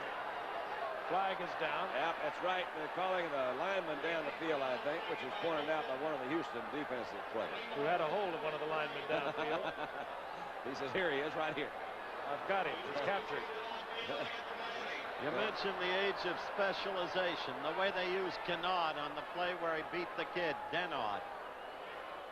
And as you look at Miami, you have to think back to those 72 and 73 Super Bowl teams. When, as Bill Wallace pointed out in a very good piece in the New York Times very recently, it was Bill Arnsparger as defensive coach who really, of the Dolphins then, who really started the age of specialization with the 53 defense, 53 being the number of Matheson. Ineligible man, number 64, downfield on the pass. Ed Newman downfield, and we found Bob Uecker finally. He's alive well here in Miami. You know what happens on that screen when you can't get it off? Those linemen, they don't know what's going on with that quarterback back there. Ed Newman, who was called for being downfield, didn't know what was happening. Greasy couldn't find a receiver. He took his 2 or 3 counts, turned upfield looking for somebody to block. As a result, Bob Greasy is surveying a third down and 31 to go. Guriel Harris splits to the left. Greasy hands off. Tony Nathan. Nathan gets to the 21-yard line, and it'll be 4th down. I'll tell you, I haven't watched this Andy Dars play much, but again, he came back in, slowed the action down, allowed some of his teammates to come in and fill in for the last part. Nathan tried to make a move to the outside, nowhere to go. Well, after having started successfully using the run and getting up to around the 40, up to the 41, in fact, they're all the way back in their own 21. They got a kick against the wind. Houston will have good field position. And Ellender, as you can see, position at the 40-yard line. Not anticipating a long kick from Roberts. Roberts hangs it up. It doesn't turn over. Ellender has the time at the 43. And Ellender brought to the turf by Glenn Blackwood back at the 40-yard line. They'll mark it at the 41, and that is where Houston will have possession when we return in just a moment. Buick proudly announces some very fine cars and some very good thinking. This is the 1980 Buick LeSabre. Room for 6 in the economy of a 3.8-liter V6 engine. The full-size car. Nobody does it quite like Buick. I guess nobody ever has. This is a 1980 Buick Skyhawk. 4-speed, V6 engine. I think it's really me. And she thinks, she'll get used to it. If you're looking for a diesel in a full-size luxury car, maybe you ought to start at your Buick dealer. There's a 5.7-liter diesel engine available on all the 1980 Electras and the LeSabre wagon. You know, it's a pretty nice way to travel. This is the Buick Skylark. It has a surprising amount of room and comfort and really good economy and front-wheel drive. I think it just might be the perfect car for me. Or you? Do you think that owning a 1980 Buick might be a good idea? Good thinking. This is the breeze we've been talking about throughout the course of the evening. It is gusting and gusting somewhere up to 14, 15 miles per hour. And right now it's to the back of the Houston Oilers. 9:48 remaining in the third quarter. We remain tied at 3 apiece. Dan Pastorini, the quarterback. The setbacks are Earl Campbell, 34, Tim Wilson, 45. Campbell gets the call, breaks the tackle. And Earl Campbell at his finest inside Miami territory for a Houston Oiler first down at the 48. You're exactly right. Take another look at it, Don. That's Earl Campbell. Well, there's also pretty good blocking. Everybody hit somebody. Earl made a move to spin off and pick up a first down. I think this is very critical in the third quarter for Houston to put scores on the board. They've got to go into the fourth quarter, I think, ahead of Miami in order to win. So if they're going to be conservative, throw it out the window, man. You got to get some points in a hurry. First down, 48-yard line of Miami. Tim Wilson gets the call. Wilson finds an opening, and Wilson uses his big body to get to the 43-yard line. A gain of 5. It'll be second down and 5. Don, isn't the basic point you just made the fact that Houston has the win? Apart from the Gary Davis fumble, it seems to me the biggest factor in this game has been the win. If you're going against the wind, you've got to play it safe. With the wind, open up. It also seems to me, Howard, that both teams have decided they're playing it close to the vest tonight. Why, I don't know. I'm sure they've got good reasons, but nobody's really opening up. Man hasn't thrown that much, and neither has Bob. Castor and Burrows are the wide receivers for Houston. They both split to the right. Earl Campbell surges forward, short of the first down, close to the 40-yard line. It'll be third down, about 2.5. There's young Denard. He's getting ice treatment on the back of his neck. He's got an ammonia inhaler, trying to remember for sure that he's in the Orange Bowl. I love his quote. Says, if you're going to open up at center, might as well open up on national television with Corley Cup. Of course. He also got a bruised eye earlier. He's got the feel of Too Tall Jones at this moment. Houston with a third down, 2.5 against the NFL's leading defense against the rush. They bring in Rob Carpenter. He's the wingback, top of your screen. They give it to Earl Campbell. Campbell has the first down. He's to the 37-yard line, inside the 37-yard line. May I suggest, Mr. Gifford, that on his last 2 carries, he has not been running tentatively. Not one bit. What is his longest run, Frank? We were talking about this afternoon. Is it 23 yards. 23 yards from the line of scrimmage. Now, that's not an Earl Campbell year to begin with. But that's because of the injury. Well, three games ago he was injured, but up until that time, he had played 7 more. This is or 6 more, whatever. Anyway.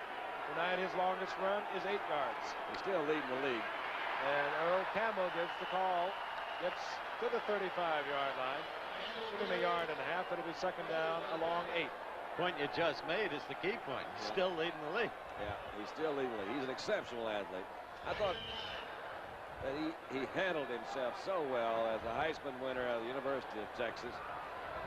I was really impressed with the way he handled himself last year in Houston.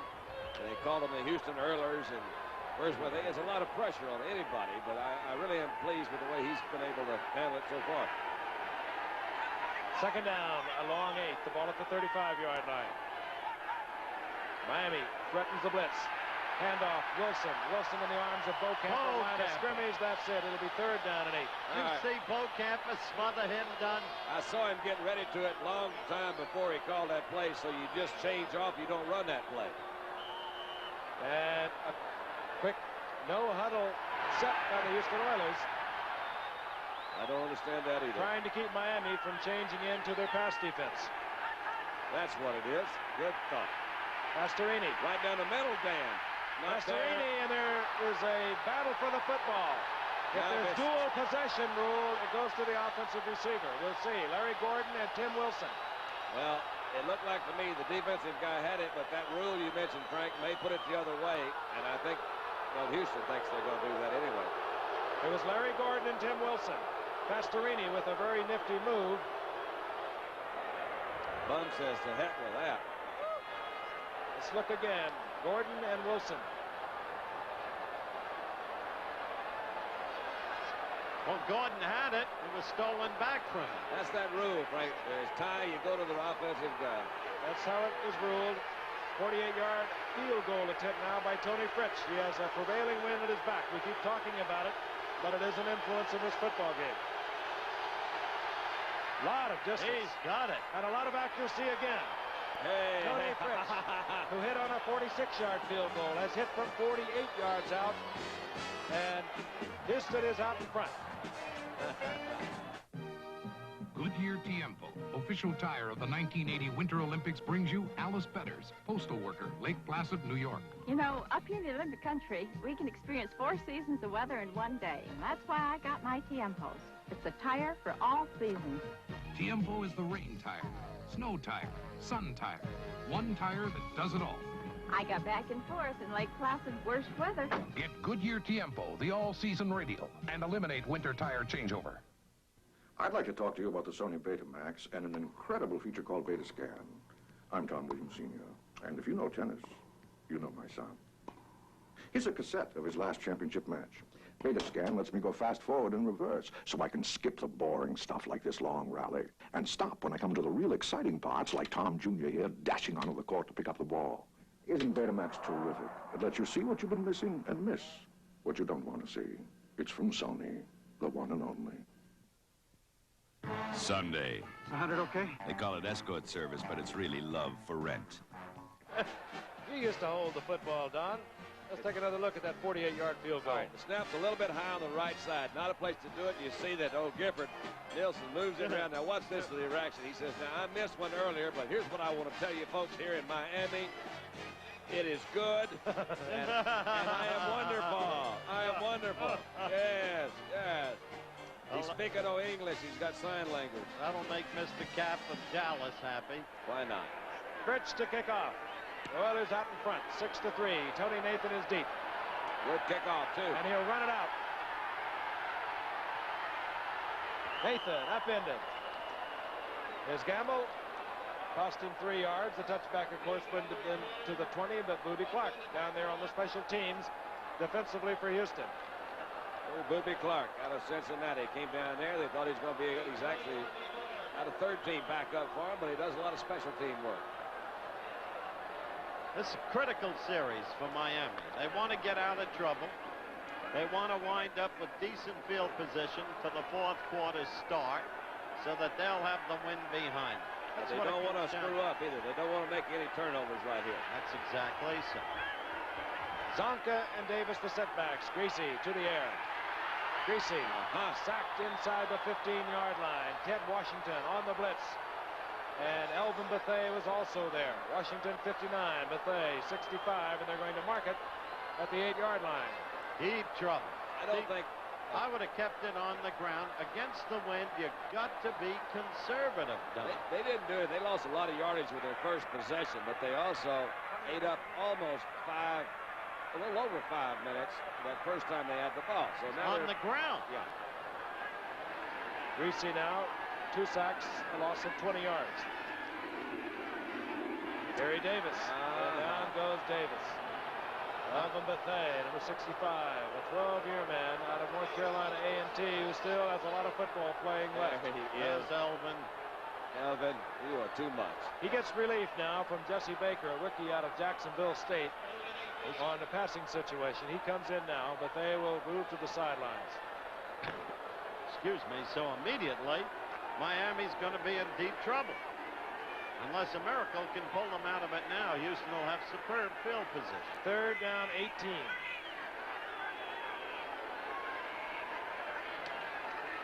Gary Davis. Turns it to the inside. Gets back close to the original line of scrimmage, but really was working on the clock, which says 3:35, and it's ticking away here in the 3rd quarter. Greg Bingham in on the stop there defensively for the Oilers. All right, 3 points is not going to be enough for Houston to get in this 3rd quarter to win the ball game. They've got to get at least, I think they got to have a touchdown here. I think Miami in the 4th quarter will turn back around and put some points on the board. I agree with you. Richard Ellender, and he's at his own 45-yard line as Roberts sets the punt for Miami.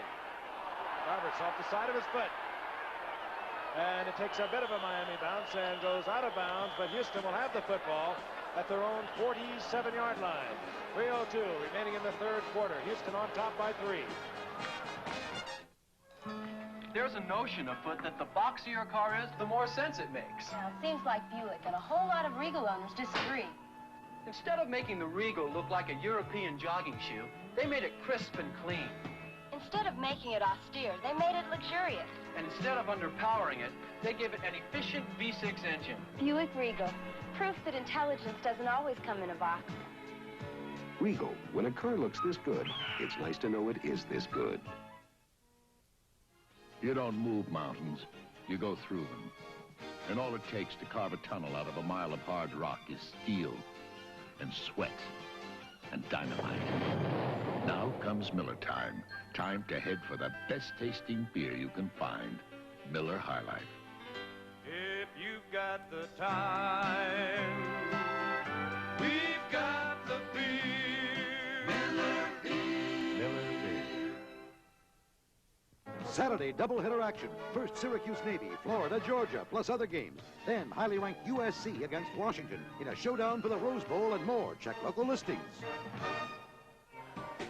These are the other games we'll be covering as the second part of our doubleheader. University of Tennessee at Chattanooga. Joe Morrison. And number 40.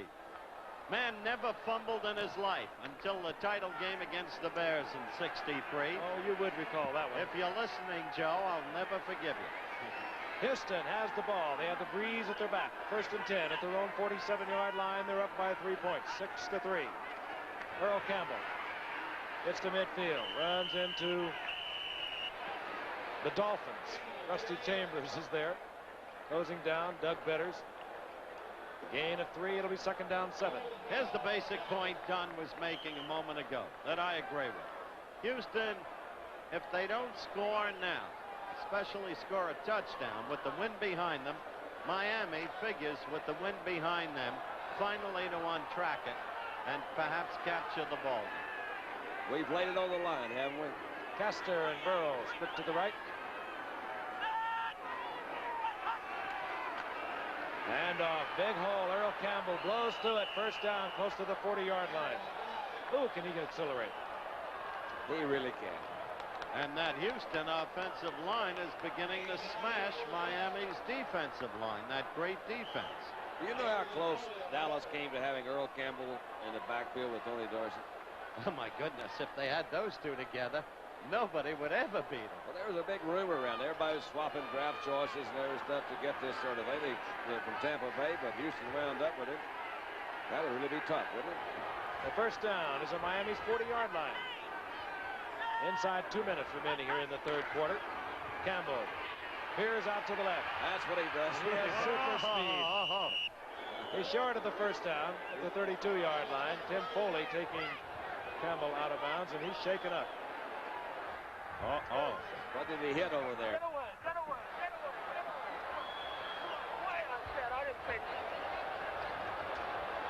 Now that could be bad.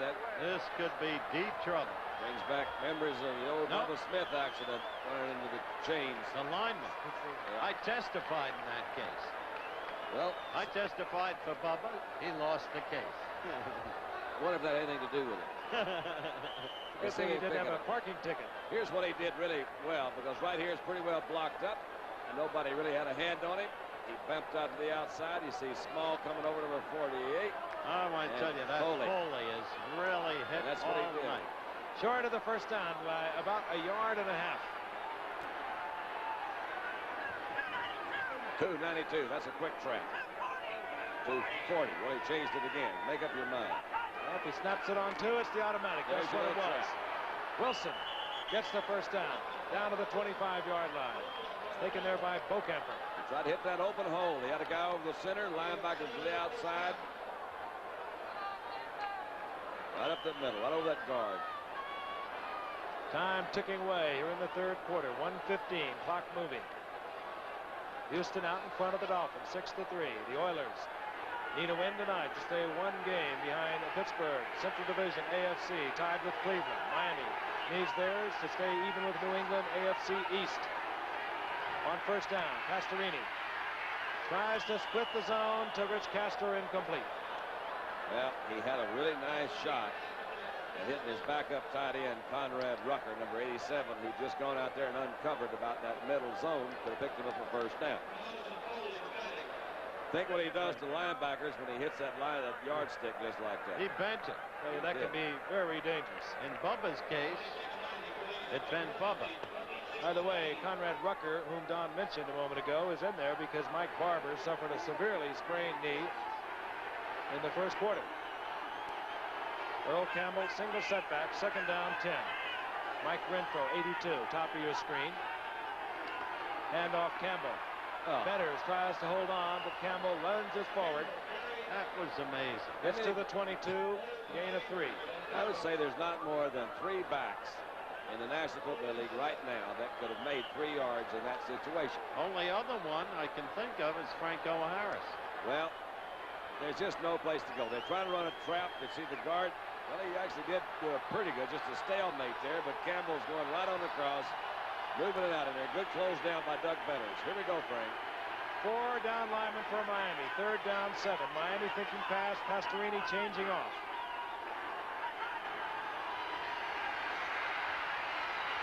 Pastorini, he wanted to go out to Renfro. Renfro was well covered up there. by Norris Thompson. He had to change it off. Incomplete. Fourth down. Well, it's a good thing he threw it out of bounds because Small was over Burrow like a tent and might have picked it off. This way they can get a field goal. I think Frank hit it. He was trying to go outside to Renfro, and that was just really good defensive coverage over there. Norris Thomas came up. They had it. They might have been trying to go to a little zone. We have our showman back on now, Tony Fritz. The impresario, Tony Fritz. A 39-yard attempt. He's hit from 48. He's hit from 46.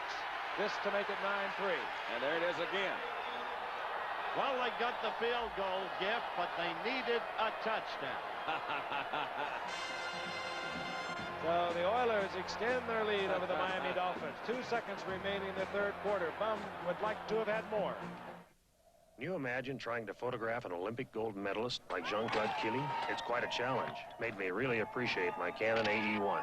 The automatic shutter priority system is a must, especially when your subject's doing 50 miles an hour. Try it, it's fun. What? The AE-1 is so simple to use. About all you do is focus and click. The incomparable Canon AE-1, so advanced, it's simple. Canon, the official 35mm camera of the Winter Olympics. The problem? United States Steel wanted any service rep in any district sales office to be able to check the status of a customer's order, on the spot and in detail. This was the classic communications problem, so they called in the Bell System experts. Their solution, a network of 400 high-speed Bell terminals in 29 locations. This gives service reps instant access to the facts they need. Another case that shows the system is the solution. He's a 5'7", a 195-pound entertainer, and he likes his own act. And it's a good act. He said, nothing to it but to do it. Stop, skate backwards. There's Tony Fritz. He didn't think much of Jim Zorn throwing to Efren Herrera a week ago. He said kickers are meant to kick. Fritz hits it. This will be Tony Nathan at the 3-yard line. And Nathan, who cannot break it tonight, gets out to the 22. And that's the end of the third quarter. We'll watch another exclusive of ABC Sports. The score, Houston 9, Miami 3. We'll return for the fourth quarter in a moment. Tomorrow, Good Morning America continues an important series to all parents. How to talk to your kids about sex. And Friday, Kate Jackson's back, and now she's a real angel who's got to bring some life to Topper. We're going to teach you how to have a plain old good time. It's a good time for everybody. Topper.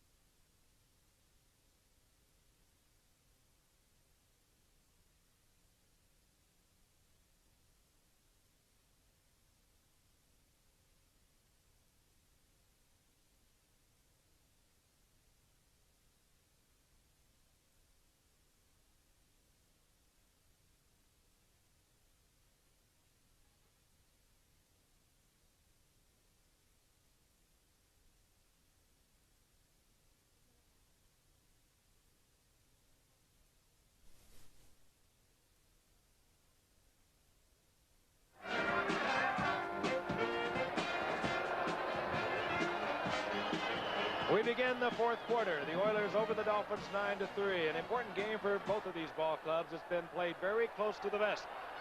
Miami now down by 6 points. Bob Greasy has a prevailing breeze behind him.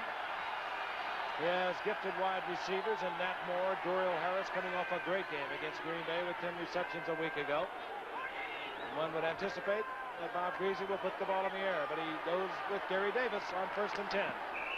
And Davis with a nice run moves out to about the 29-yard line, a gain of 7. It'll be 2nd down 3.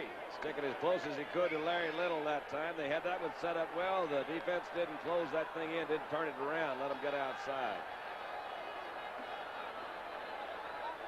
This is, as has so often been said, the situation you love. 2nd and 2. Can play around. Mark Denard remains at center, facing Curly Pope in most of the action. Greasy. Nat Moore is open. It's complete. And Nat Moore at the 40-yard line of the Oilers has a 1st and 10. That's why you love a 2nd and 2 as an old quarterback, Don. I like it. Now, you're going to see really good protection. He had time to sit back and throw if there was nobody back there. Nat went to the inside. I don't know what happened right there. Came back and covered. All right. And we said, Howard, they need to score at least a touchdown that 3rd quarter. They didn't. They did get 2 field goals. Nat Moore's wide open to the outside. Very heady quarterback, Bob Greasy, against the breeze. He used his running backs as receivers. Now he's beginning to, we will anticipate he's going to be able to go to those wide receivers on 1st and 10. Same play as a moment ago on 1st and 10. Gary Davis, less results this time. Pickup of a yard. It'll be 2nd down and 9. Less results because Larry Little, the elder statesman, said last night when I asked him how he was, how could I be? I'm a year older. Missed his block. Well, that plus Vernon Perry, who didn't come up the time before, did that time from his safety position and try to give him a little bit of containment and turn it back to the inside. 2nd and 9. The ball at the 39-yard line.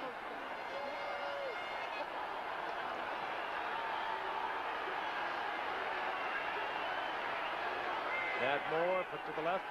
Doyle Harris is at the top of your screen. Good pass blocking. And Tony Nathan doesn't hold on. That hurt him a lot because he had him some yardage. That hurt him a lot because they've got 3rd and long. Well, he's working on it. Robert Brazil, number 52, comes out to go with him. But you see Nathan picks up a step on him right there. The ball's well thrown. Right in there. Tony's trying to make his move before he catches the ball. But as somebody said, you want to lose with a guy who has some imagination. He had visions of himself. I wonder what Bear Bryant would have said a year ago had he dropped that one. He'd have said it very slowly. Says, Tony, you come over here and sit by me for a while. 3rd and 9. Even in practice, it said from the tower. 3 wide receivers. Cephalo is in there. Nat Moore and Cephalo are split to the right. Duriel Harris, bottom of your screen. Watch it. And the whistle blows, so Bob Greasy will not get a free one. The contact was made by the Houston Oilers. That's a big break right there for the Dolphins. It'll still leave them in a passing down. Kennard got so excited because the last time he was in there, he was able to use that move and get by the young center. Got a little bit too anxious that time. Ken Kennard, who comes in on the 4-man, 4-down lineman for Houston, looked to be offside. See the way he's been throwing to his backs all night, as Frank suggested. The time has come, the Walrus said, to throw to your receivers. What about cabbages and kings involved in that, too? It's been a long time since you've come up with things like that. Yes, I know. Nice to have you back. Where have you been? Cephalo and Moore again go right. Harris is to the left. 3rd down, 4. Tony Nathan, Gary Davis, setbacks for Miami. Another flag, and I think this time Cephalo. Oh, no. I believe the penalty would go against Miami in any event. Cephalo appeared as if he jumped the count. Gary really Davis, intended receiver, dropped the ball. No question, Frank. They'll probably decline the penalty now, but no question that Cephalo jumped the gun. Motion against Miami. There it was. Cephalo, top of your screen, in motion. Discussion being made down on the field. Here's the call. Illegal motion, number 81, declined. You know, I think he was offside because he looked down the line. There was a Houston linebacker that also jumped up to try to pull that offense offside, and I think it worked on Cephalo that time.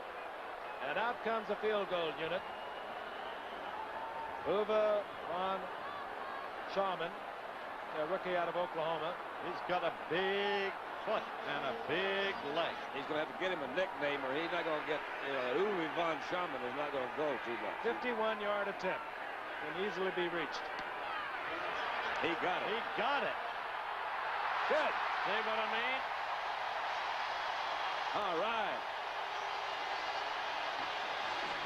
The Dolphins pull 3 points closer. They're down by 3 with 12:26 remaining in the football game. Lou here just loves tearing down engines. Right, Lou? That's right. A big engine overhaul can cost maybe $800. Right, Lou? That's right. A Fram oil filter about $6. But if you look after your car right, including changing the oil and putting in a new Fram filter when you're supposed to, Lou and your engine may never meet. But the choice is yours. You can pay me now or pay Lou later. Right, Lou? Lou? That's right. Oh, Grandpa, he's so cute. Yeah, he's more than just a soft, cuddly dog. See, he's got a radio in his tummy. Radio Shack's adorable, petable portables with AM radio inside. 6 different animals, priced $11.95 to $15.95. Choose the raccoon, black poodle, boxer, Pekingese, white terrier, and brown spaniel. I love him. I love you. Gift-priced animal radios, only at Radio Shack. Amazing Sugar Ray Leonard, Olympic champ, now undefeated pro. This month he goes for the big one, the WBC World Welterweight Championship on ABC. Von Schaman from 51 yards out. John Strock places it down. And the rookie 7th-round draft pick hasn't picked up quite as much showmanship as his counterpart, Tony Fritsch, but he likes what he sees. It just took a little longer. Working on it. There you go. Set now to kick off. He's the reason Shula let Yepremian go, even though the fans didn't like it. Richard Ellender is deep. The kick on Schaman through the end zone. Touchback. That's another reason that Don Shula wanted to keep this youngster around. Can kick it long. He will prevent a lot of runbacks. All right, here we go. 80 yards. Into the wind. Miami against the run is what now, Frank? The defense against the tonight, they were 1 in the NFL against rushing. That's what I wanted to hear. And you hear the chant of this partisan crowd, defense, defense. Stadium capacity a little over 75,000. They could be very close to that tonight, although there was not a sellout before tonight's game. 1st and 10, the Oilers. Wilson. And Wilson is pounded there by Vern Den Herder at the line of scrimmage. You don't want to let them get away from you now. You're playing in a visitor's ballpark that can be very vocal. And Pastorini's sitting back there, and he says, I got to pick me up a 1st down. And he gives it to Tim Wilson. And assisting Den Herder, my friend, as you look at Bum Phillips, a remarkable inside linebacker named Steve Toll, number 56. 2nd and 10. Pastorini cannot have his signals heard because the crowd is really behind Miami at this point. If I was the middle linebacker for the defense, I would sure be pleased with my position right now. He's run 1 down and he's made a half a yard. Comes out to run 2 and calls timeout because he came here. And he's got the wind in his face. Single setback for Houston. Up comes Wilson. In comes Mike Renfro. 3 wide receivers. Kenny Burrow, 00. 82 is Renfro. 88 is Rich Castor. Campbell, the single setback. Burrow split to the left. I've never seen him stop a crowd yet any other way except going up and running a play. The white handkerchiefs are being waved the way the pom-poms were in Houston a year ago. That was November 20th. This is November 5th. Only 2 weeks difference. And don't ever let anybody kid you. The crowd's a part of the game when you've got crowds like this one. Well, when you open it up and invite them to be a part of the game, it'll be louder when he comes up this time. Yeah, what do you think they want to do? This is a real shot. Crowd can be on national TV, you know? Listen to that.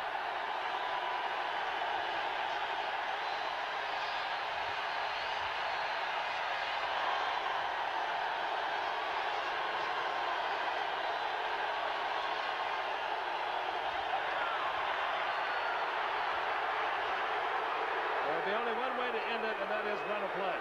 There's number one guy can do it. It's number 7. And I'm going to get upset with him if he doesn't go up there and run a ball, man. You'll be into that area of what they call prima donna.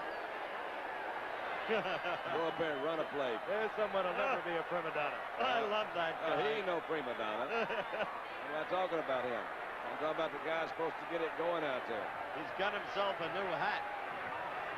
It's hard to tell with Bum. They all look creased just right. Well, that's a new one. Got the big feather in it. All right. 11:42 remaining in the game. Oilers on top. 9-6 over Miami.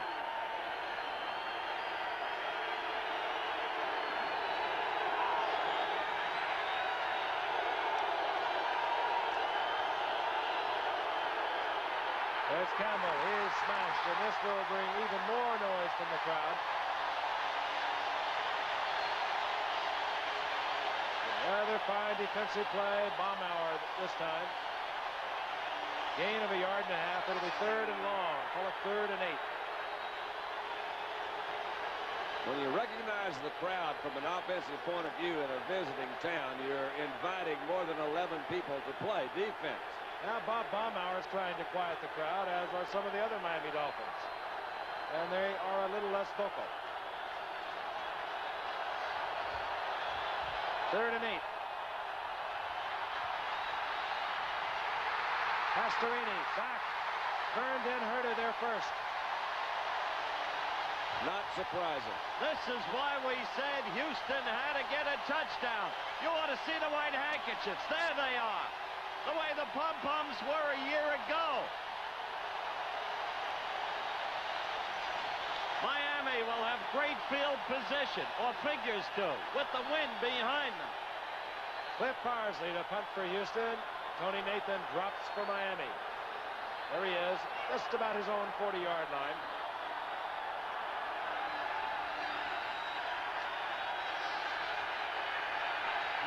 Parsley doesn't turn it over. It's a short kick.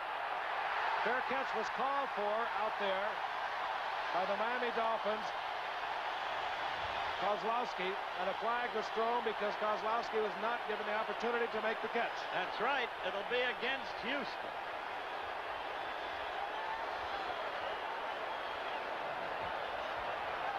Turn out the lights. The party's over. They say that all good things must end. Call it a night. Mike Kozlowski had called for a fair catch on a short kick. The man running down for Houston, we could not pick up. I believe it would have been Carter Hartwig. I don't think he believed the ball could be kicked that short. And he collided with Kozlowski.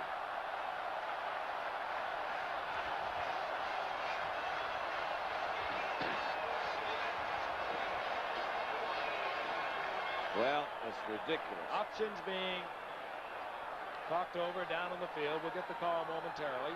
Our referee tonight, Fred Wyatt.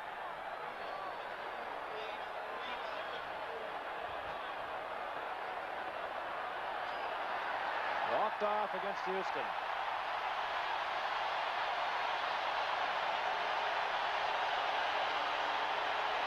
Here's the call.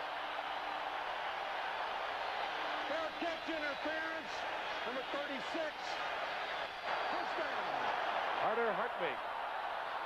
And quite frankly, I don't believe he thought that ball would be that short. He just collided with Kozlowski, but in any event, Miami Dolphins down by 3 points at the 1st and 10 at the 31-yard line of the Houston Oilers. The least they figure to get out of it is a tying field goal with still the wind at their backs. The wind, the biggest factor in the game. Gary Davis. And Davis hurdles over the 30-yard line. Good defensive play coming up here. J.C. Wilson. Flag is down. Wilson took on Zonka and tripped up Gary Davis. That was a really good defensive play, Frank. He came in from that corner, holding.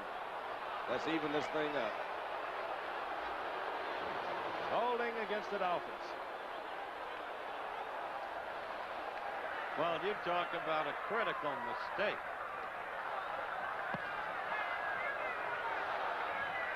Sharman Ron Sharman getting ready, but here's the call. Holding. 57, offense. Bob Kuchenberg holding for the Dolphins.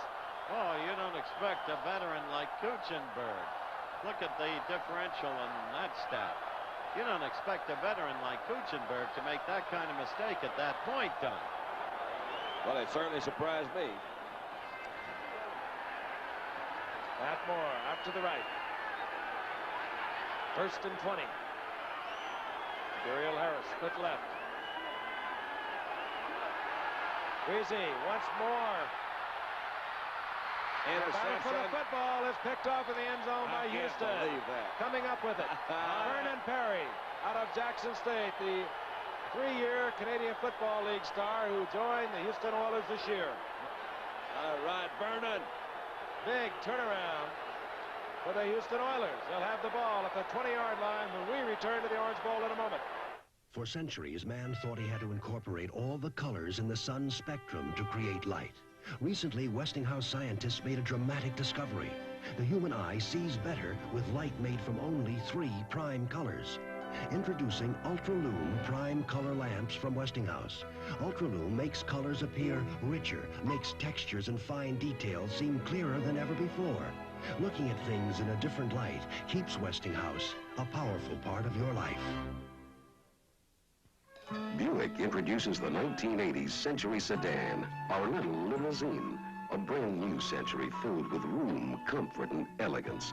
Powered by a responsive and efficient 3.8-liter V6 engine. A Century which by all appearances looks as though it should cost a small fortune, but which in truth does not. Where to, folks? Home, Jimmy. Right, wow. Buick's new Century Sedan, our little limousine. Nat Moore is the receiver. A moment ago, Vernon Perry is the defender. There he is. It's a zone. Wilson, Dacey, lets him go by. Perry picks him up and is in beautiful position. Up he goes, interception, and Houston gets out of trouble. And just a terrible sequence by Miami. How can you throw into a zone? Easily, I guess. 1st and 10. The ball at the 20 following the touchback.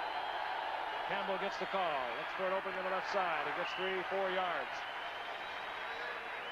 That'll be 2nd down and 6. What you just saw was a pair of mistakes almost beyond belief for so skilled and so magnificently coached a team as Miami.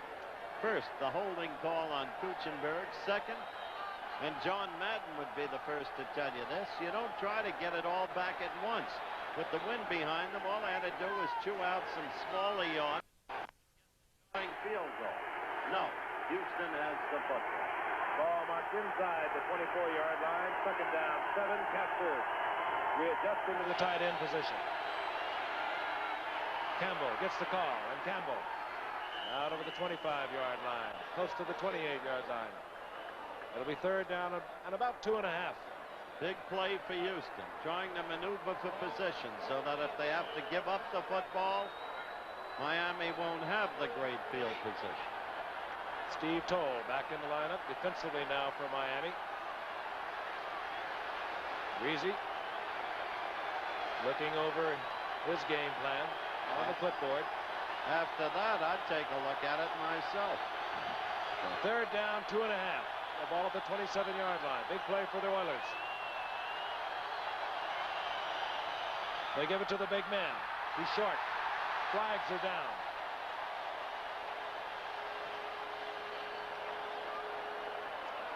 I haven't seen too many defensive calls. It'll go against the Oilers. That'll bring up 4th down.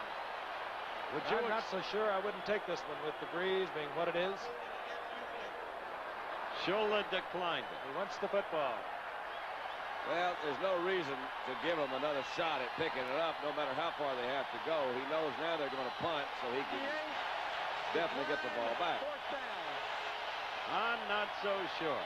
And he also knows against that wind that Cliff Parsley can't kick the ball. He's been kicking short all night. And deep goes Tony Nathan, a dangerous return man, leading the league after 9 games with over 15 yards per return. A real credit to Miami's defense that time against the run. They took 3 big charges and held them. Parsley End over end. Nathan picks it up. And is dropped in his tracks at the 37-yard line. Still good field position, however, for the Miami Dolphins with 8:20 remaining in the fourth quarter. We'll be returning in a moment. When you break horses for a living and you do it wrong, they can break you first.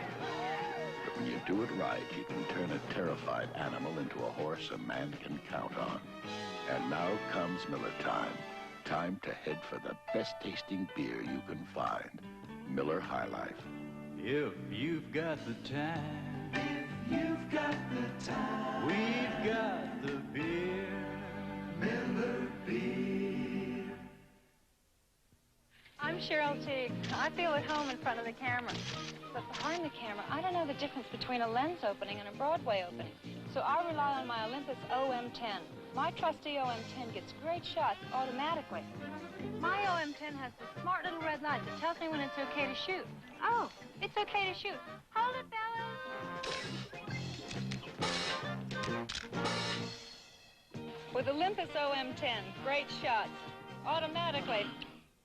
Saturday doubleheader action. First Syracuse Navy, Florida, Georgia, plus other games. Then highly ranked USC against Washington in a showdown for the Rose Bowl and more. Check local listings. Frank Gifford along with Howard Cosell and Don Meredith watching the Houston Oilers and the Miami Dolphins. The Oilers have a 9-6 lead, but the Dolphins have been threatening. Bob Greasy picked off in the end zone a short while ago. Turned back one drive. But they had the football 1st and 10 at their own 37-yard line. An important game for Miami. They need it to stay abreast of the New England Patriots in their Eastern Division of the AFC. The Houston Oilers need it to stay within one game, tied with Cleveland behind Pittsburgh, AFC Central. Dolphin Denny, the cheerleader of the Miami Dolphins. Greasy, 11 of 19 on the night, 119 yards. Pastorini, 6 of 10, 25 yards for Houston. First down. Greasy gets the pressure, but he gets the ball off. Complete, Gary Davis. Davis with some nifty running inside Houston Oiler territory, close to the 48. Yeah, this time you'll see it called a little differently. You won't see the going for the big bomb against the zone the way they tried it the last time. Greasy gets away from the blitz on the part of Robert Brazil.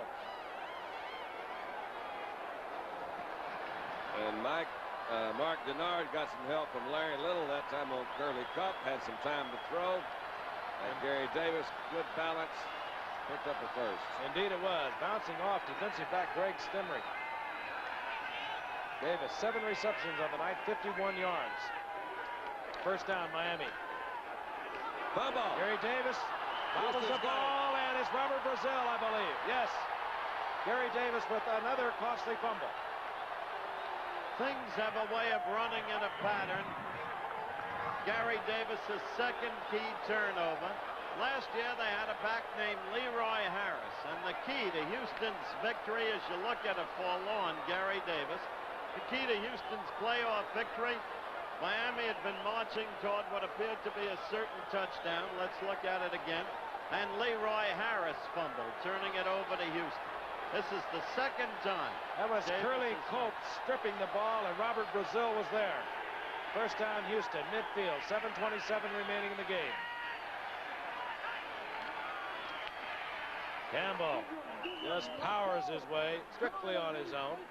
Close to the 45-yard line. Gain of 4, 2nd and 6. Happy man, Bob Brazil. I'll tell you, he is some football player. Since he came up 5 years ago out of Jackson State, he has been fun to watch. He's terrific. In the meantime, end of story, Leroy Harris is with the Philadelphia Eagles. How do you like that? The whole story right there. The turnovers. Houston and Dan Pastorini will let that clock run. On 2nd and 6, Campbell gets the call. Swarmed under, first man there, Larry Gordon. Then hustling up, Neil Colsey from free safety. A loss of a couple of yards. It'll be 3rd down and 8. The last 5 times they've run with the ball, they haven't made 10 yards total. Pretty good comment for that defensive line and whole unit for the Miami Dolphins. Well, it's the time, like the time when Frank was with the Giants, and the offense came in, and Robustelli, captain of the defense, said to Kyle Rote, Hold him. It was Sam Huff. 3rd and 8. Campbell over 100 yards. The first back to do so against the Dolphins this year. He increases it here, but he'll be short of the first down. The Oilers very conservative. They really are, aren't they? They also leading. You don't think 9-6. Campbell again slow getting up. 4th down, and that will produce the punting unit. Cliff Parsley. It looks like a knee brace that he's got there on his right knee. Whatever, he's got 107 yards, and like you said, he's leading the league. He's leading the league. Leading the conference, not the league. All right. Nat Moore is deep now for Miami. Anticipating Parsley's high kick. That's what he did on another opportunity. And it's going to be too much time. An old ploy in the league. 4th down, less than 5. You give them a long count, take the penalty, and hope to draw them off sides and get a first. 5:13 left. Offense. 4th down. Doesn't really have much of an impact as to where the ball will be taken by Miami. They're going to be in their own territory, fairly deep. But Parsley can come through with any kind of a punt. So that's a 5-yard sacrifice.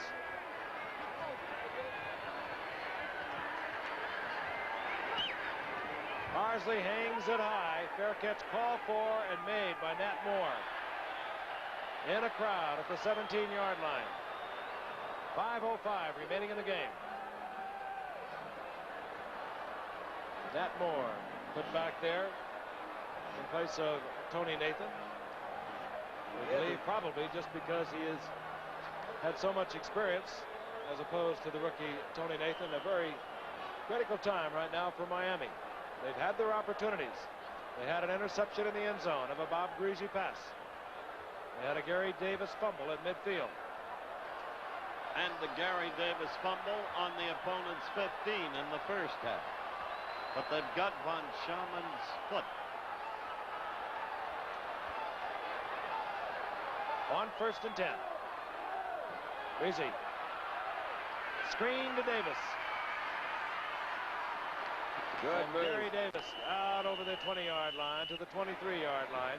Taken there by Ken Kennard, moving over from his defensive line position. Brazil was in good position that time, and yet he was blocked, got up from one block, slowed Davis down a little, but not enough to make the tackle. Let some of his other friends come over, and they picked up 8 yards. Shula's already worried about the clock, down to 4:32 and counting down. He's trying to get them to hurry up. Very much a part of the ball game, but he can't retain the football for his team. Duriel Harris, split left. Nat Moore, wing back, top of your screen, right for Miami. Zonka gets the call, gets the first down, bowling ahead, out to the 29-yard line. No flag on that play, Frank. It looked to me like Houston was offside. I agree. Don Shula exhorting his troops. I'll tell you one thing.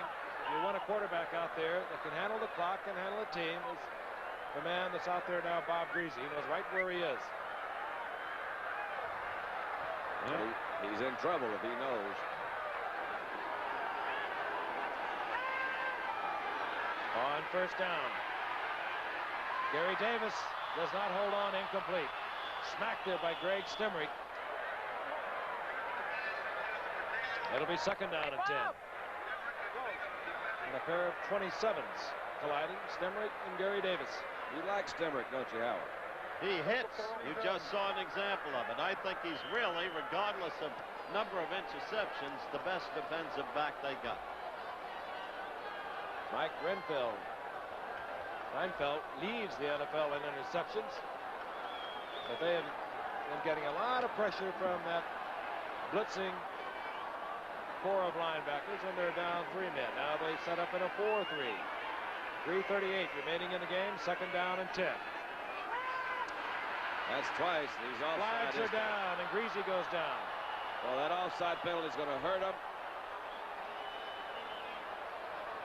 Looked like Curly Culp was just a little anxious in the middle. It looked that way from here. Let's see if there was inducement. Nope. Big break for Miami. Greasy had been sacked inside his 20-yard line. Watch 78. You just see the 8 right over the center. There's Curly Colt. Yeah, he's in there. 15-yard difference on that little play. Number 78, offense. A 15-yard turnover. You're exactly right. All Shula wants is field goal position for the kid from Oklahoma with the big foot and the big leg to at least tie it up. Send it in overtime. It'll be second down and 5. Nat Moore goes right. Duriel Harris left.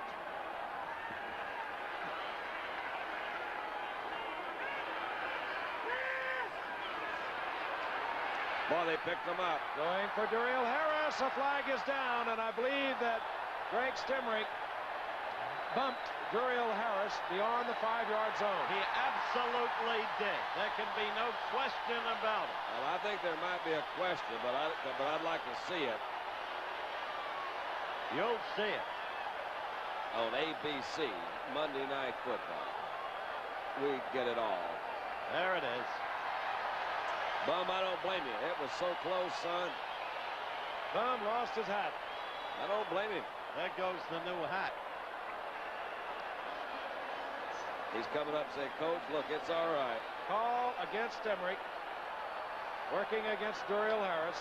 There was single coverage. Let's take a look at it now. Stemrick cannot touch him after he goes 5 yards downfield. All right.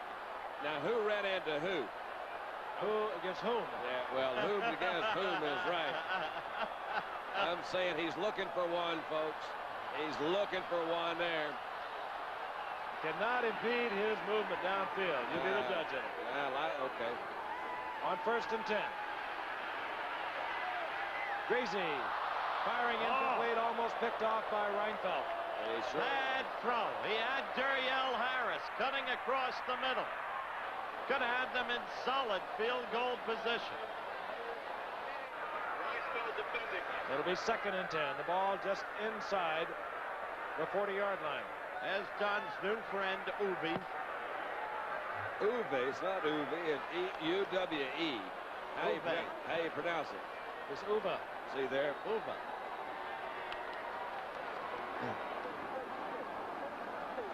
I have a feeling we'll have to learn to pronounce it. He'll be around a while. Fine kicker. 2nd and 10. Duriel Harris, split left. Nat Moore, top of your screen. The tight end is Bruce Hardy. He's been quiet all night. Going for Hardy. Incomplete. All right, now, they had 3 receivers over there in about an 8-yard radius. Bob, what happened? He didn't like it either. Somebody went the wrong way. You don't have them all over there, I don't think. That brings up 3rd down and 10. 3:10 remaining in the game. The Oilers on top, 9-6. A field goal could tie it up.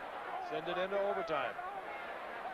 The Oilers have gone to that 4-man defensive front 4 these last series of downs.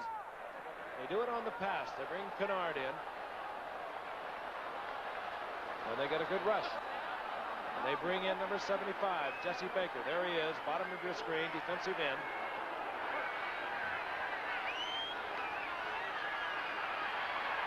Complete.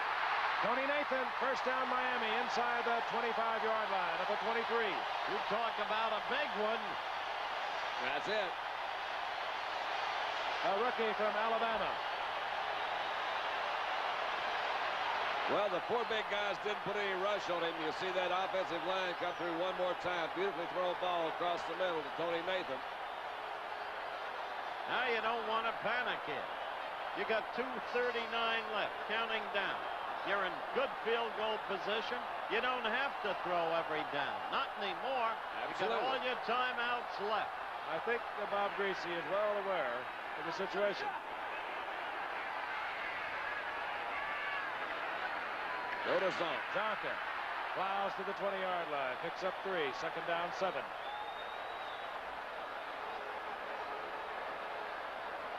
And an overtime flip of the coin could be very critical.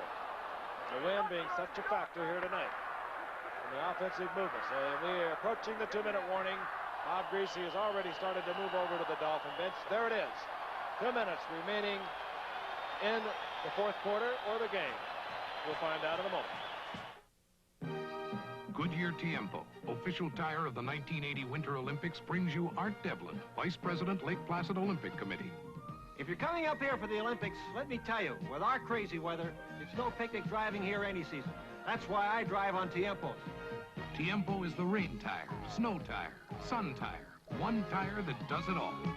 That Tiempo is one great tire, I'll tell you that. Get Goodyear Tiempo, the all-season radial, and eliminate winter tire changeover. I'm Frank Schroeder. If you're like me, this is the only kind of running you want to do on a business trip. That's why you should stay at a Hilton, because Hilton can put you within walking distance of almost every business, financial, and entertainment center in the country. Good morning, Mr. Shorter. Good morning, Mr. Shorter. So when it's time to get down to business, why run when you can walk? There's no place like Hilton. Turnovers have been the story thus far tonight. 3 by Miami. But Miami still threatening. 2 minutes remaining. They have the football. 2nd down and 7. The ball at the 20-yard line with 2 minutes remaining. And the other story, Giffer, the wind. It seems like as you look at Bum and his back, and thank goodness he's got the ribbon back on his new hat. But they're at the 20, and the part of the field they're on is where the whole game has been played, except for 1 point in the first half when Miami marched against the wind, and Gary Davis fumbled it away on the Houston 15. But the wind, the key fact. 2nd and 7, the wind now at the back of Bob Greasy.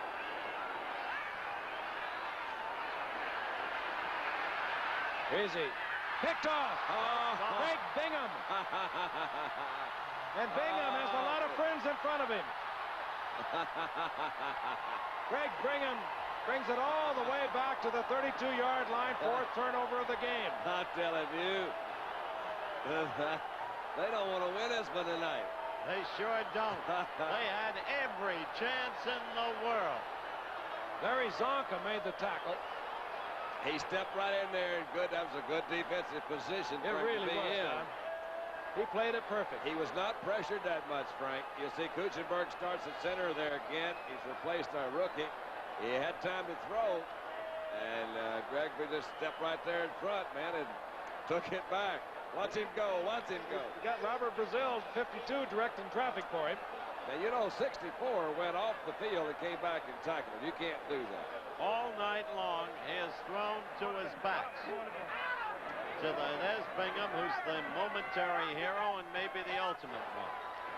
1st down call. Earl Campbell, right side. His job, get the 1st down, work on the clock, which indicates 1:40 and moving. Timeout called by Miami. That leaves them with 2 timeouts. Gain of 2 by Earl Campbell. When we come back, Houston will have a 2nd down and 8, 1:37 remaining.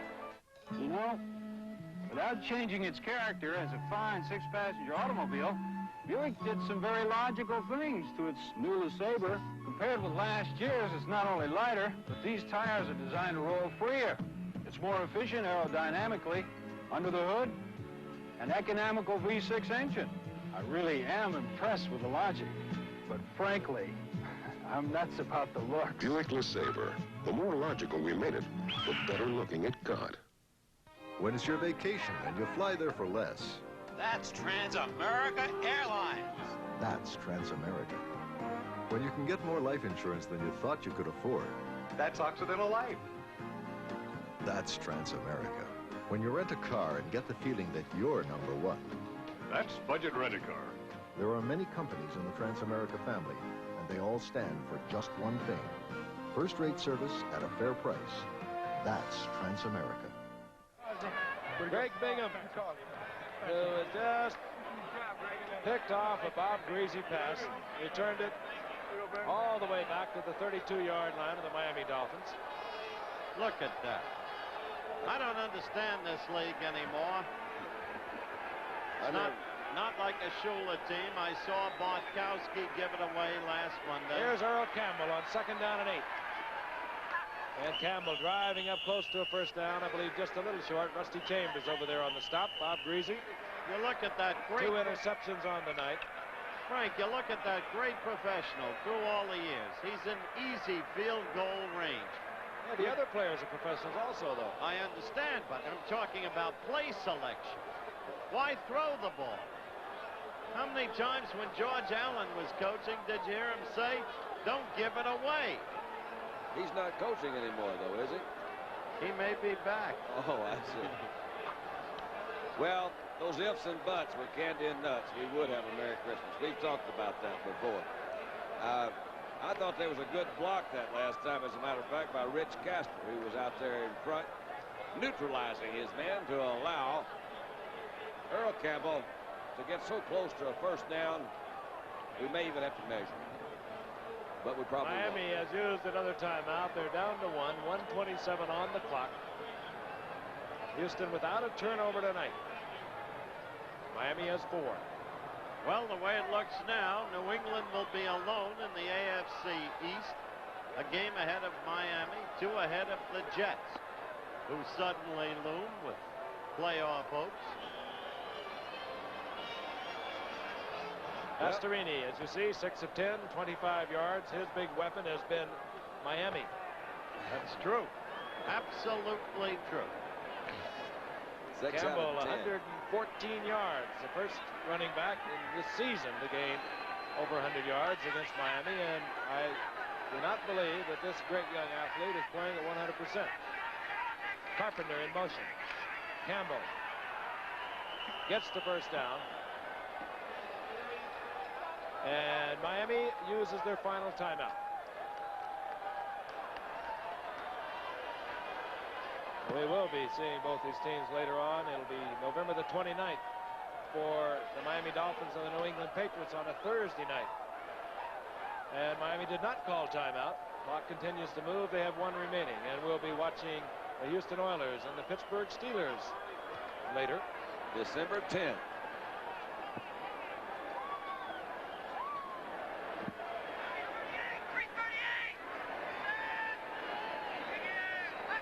First down call. Campbell rolling ahead, holding on to the football. That's his job. Rusty Chambers in on the stop, and Miami uses their final timeout. 36 seconds. We just saw Don Shula, the great coach. Just saw him use his hands in a kind of hand shrug rather than a shoulder shrug. Well, he's got to be pleased with his defense because really they haven't given up much at all. It's his offense has made some turnovers, the fumbles, interceptions, and didn't put any points on the board. We didn't see a touchdown all night. And New England is going to have sole possession of the Eastern Division of the AFC with a 7-3 record. And Houston hangs tough. A game behind the Steelers, and even if the Steelers prove to be unbeatable as they presently look, there is the wild card situation, and Houston would settle for that to get into the playoffs. And what a job Chuck Noll and the Steelers have done this year. They are a great football team, but they have really fought the injury adversity well. And now they're getting healthier and healthier. Benny Cunningham can play more and more. Lynn Swan, so utterly resourceful. What doesn't help this Houston club is their schedule for the last half of this season. Brutal. It's just toughest in the league. Brutal. They play Oakland in the Astrodome next Sunday. Then they have Cincinnati, Dallas, Cleveland, Pittsburgh, and Houston. For Miami, well, the way things have gone this year, it's all tough. 2nd down and 8. Pastorini drops to the turf. Miami cannot stop the clock. They need to run one more play. Time for Don to sing. Well, I think in 10 years, this is the first time I've ever missed it. And I took a real chance as I sang it the other way at the beginning of the 4th quarter. So did I. Yeah.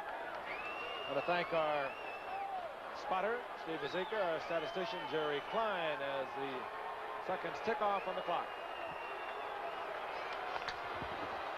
And the Oilers have defeated the Dolphins 9-6. Earl Campbell, a big night. The first running back to go over 100 yards against Miami this season. And a nice man, Dan Pastorini, using Earl Campbell judiciously, capitalizing on the turnover. Those of you on the West Coast, stay tuned for 240 Robert. Once again, the final score, Houston 9, Miami 6. Join us next week for ABC's NFL Monday Night Football. The Philadelphia Eagles against the Dallas Cowboys from Texas Stadium in Irving, Texas. The executive producer of ABC Sports is Brune Arledge. ABC's NFL Monday Night Football produced by Dennis Lewin. Directed by Jeff Forty. Technical director Bill Morris. Associate director Rob Feiner. Be with us this Saturday for NCAA college football, a doubleheader. Check the local listings for the time and game in your area. This is Frank Gifford along with Howard Cosell and Don Meredith saying so long from the Orange Bowl in Miami, Florida. Travel arrangements made through and a promotional fee paid by United Airlines. More people fly United to Hawaii than any other airline. This has been a presentation of the leader, ABC Sports, bringing you exclusive coverage when the world comes to America this February for the 1980 Winter Olympics. And the happy man who scored all the points for the Houston Oilers, Tony Fritsch. Yes, Tony, you've got it. A special assignment tomorrow on ABC's World News Tonight. Children of fear. Can surviving children of disasters cope with more than the usual amount of growing pains? They start acting a lot more dependent on Mommy and Daddy. I'm so scared now. I'll make you die. Tomorrow, ABC's World News Tonight.